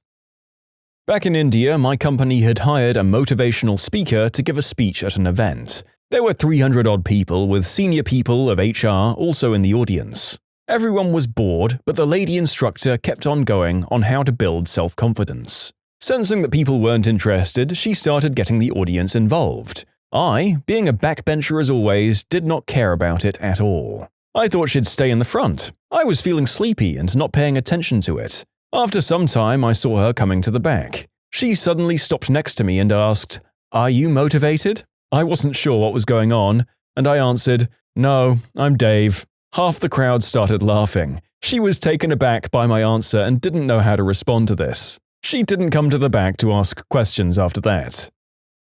When accused of nepotism after giving his son an important role as a politician, Brazil's president said, "He has to be someone's son. Why can't it be mine?" Truly an argument you can't fight back. It was actually me who said the dumb reply. This was when I was younger, by the way. And yeah, I realize that everything is when I was younger. Specifically, this happened about 2 years ago. And yes, I'm still a socially awkward idiot. I was just more of one back then. I was texted by a friend saying, "Can I take a rain check?" A few minutes later, I texted back, "Nope, no rain." I had literally checked the weather for the day. I was a socially awkward idiot, so yeah.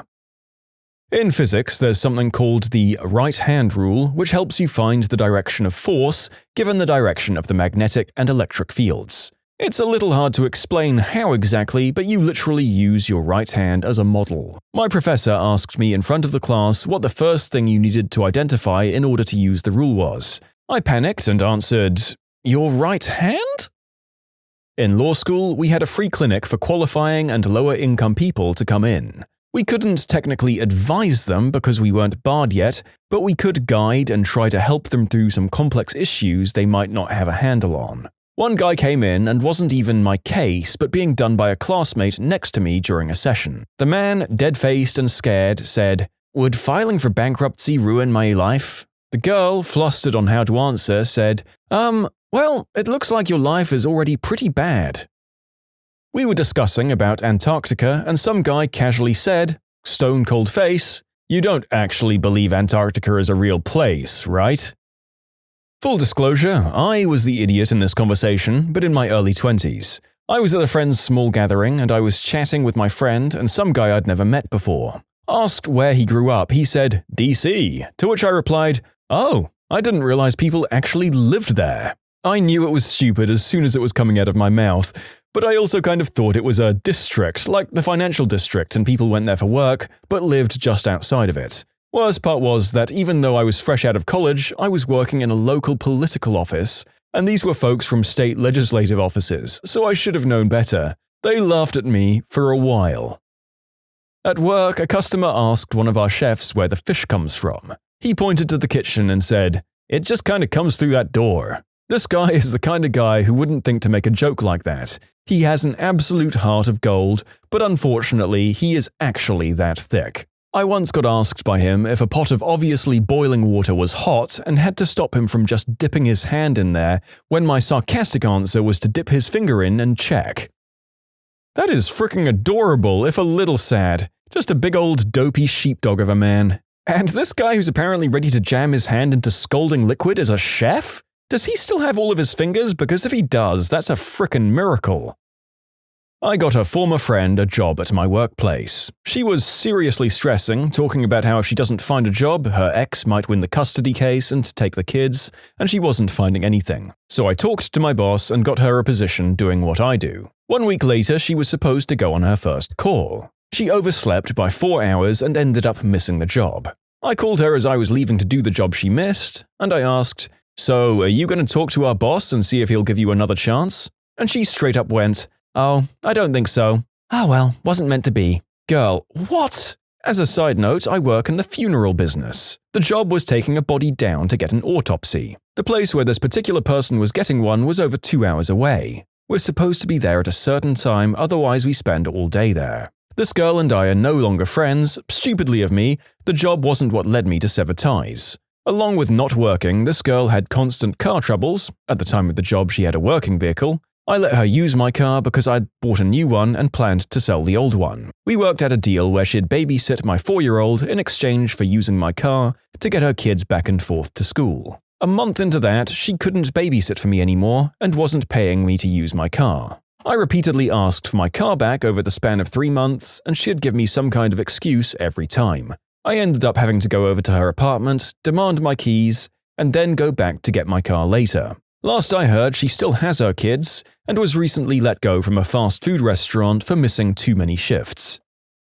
I was on a job and we needed to have a structural engineer come in and look at one of the floors to make sure it was stable enough. So we asked the owner's daughter if she had a contact number for the structural engineer her dad normally dealt with when having his buildings renovated. She was supposedly a business major who was going to take over her dad's company. She looks at the 3 of us, me, my assistant, superintendent, and the project manager, and says, "Oh, yeah, but he's busy working on my car at the moment." All 3 of us were just like, "What?" "Yeah, he's working on my engine in my car. Why do you guys need him? Engineers work on engines, not buildings." What the frick? Traveling in a car down a street looking for a particular shop. "So, which shop is it?" "The one by the tree." The road was lined with trees. In school, a physics teacher had asked one of my fellow students, who was holding a presentation on nuclear energy, "What is the Hadron Collider in Switzerland used for?" The response was so outrageously stupid, I was dumbfounded and cannot believe this happened to this day. She also wasn't joking. Nobody jokes with this teacher because no one had ever seen him laugh and he was a D-bag. My friend confidently said, "To create a second son."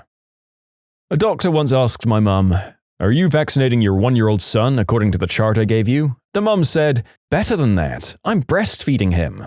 This was in India last year. Didn't know this was happening in India too.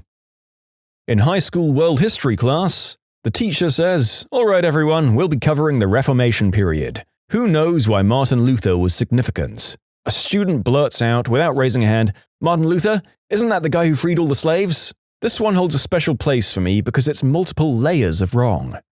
Oh boy. You can see how he got there, which makes his wrongness all the more hilarious. Same name, bar a couple of syllables at the end, black guy, equal rights, freed slaves? ?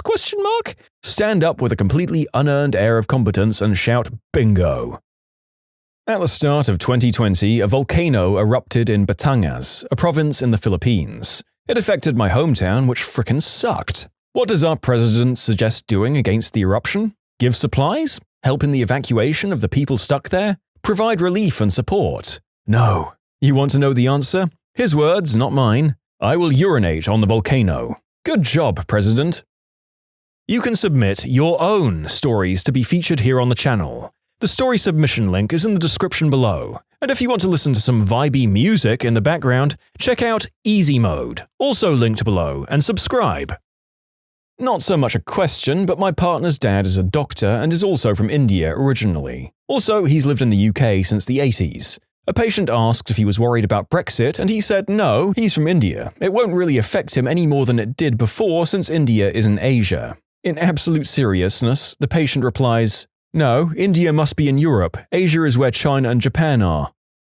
Hope this story fits here. I helped a friend, Bob, get hired working in the back room of a retail store. I was good friends with the manager, Tim, and I'd periodically check in to see how Bob was doing. I was a manager as well at the time at a different location. Tim was very pleased with Bob's work ethic and productivity. I talked to Bob and he said he was enjoying the job. After about 5 or 6 months, I got a call from Tim asking if I've talked to Bob recently. I replied no and asked if everything is okay. Tim informed me that Bob has been a no-call, no-show for about a week and he was worried about him. I immediately called Bob to see what was going on. Bob informs me that he decided to quit the job. In utter dismay and confusion, I shout, "What? Why? I vouched for you. Why would you do that without at least giving me a heads up?" He replied, "Man, every time someone new gets hired, they put them with me to train them, and that's not my job." Technically, he was right, it wasn't his job to train new hires, But what Bob didn't know is that managers did things like this to groom the associate into becoming a supervisor, gradually giving them more responsibilities over time. They did the same thing with me when I was coming up the ranks. He would have known this if he'd called me before he decided to quit. Once I explained, I could hear the wires connecting in his brain. He apologized and asked if he could get his job back. I told him probably not since he left the way he did. Just because it's not your job now doesn't mean it won't be your job in the future. I saw a video of a guy asking people, "What's the hardest thing you've had to say in your life?" And most people replied with sad things, like telling their kids that their dog had passed away, they've had to divorce, relative passed, among other things. But one guy comes in and says it was the time he had to say Worcester sauce. Sure, it was funny because he kept saying it wrong since it was the hardest thing for him to say, but it was such a dumb answer. It's still pretty freaking funny though. I used to work in a video rental store that has since closed down. First week I worked there, a person asked, in store mind you, if we rented out movies. I didn't know what to do other than just stone-faced say, "Yes, of course we do." I wasn't sure if they were serious or not. I asked my ex-boss, an alcoholic piece of crap, if he knew how to do this thing on the system and could show me. He replied with, "Yes," and just went home. Just frickin' took off. I heard a lady ask at a Chinese takeout restaurant, "Is the orange chicken pork? The best part?" She was dead serious.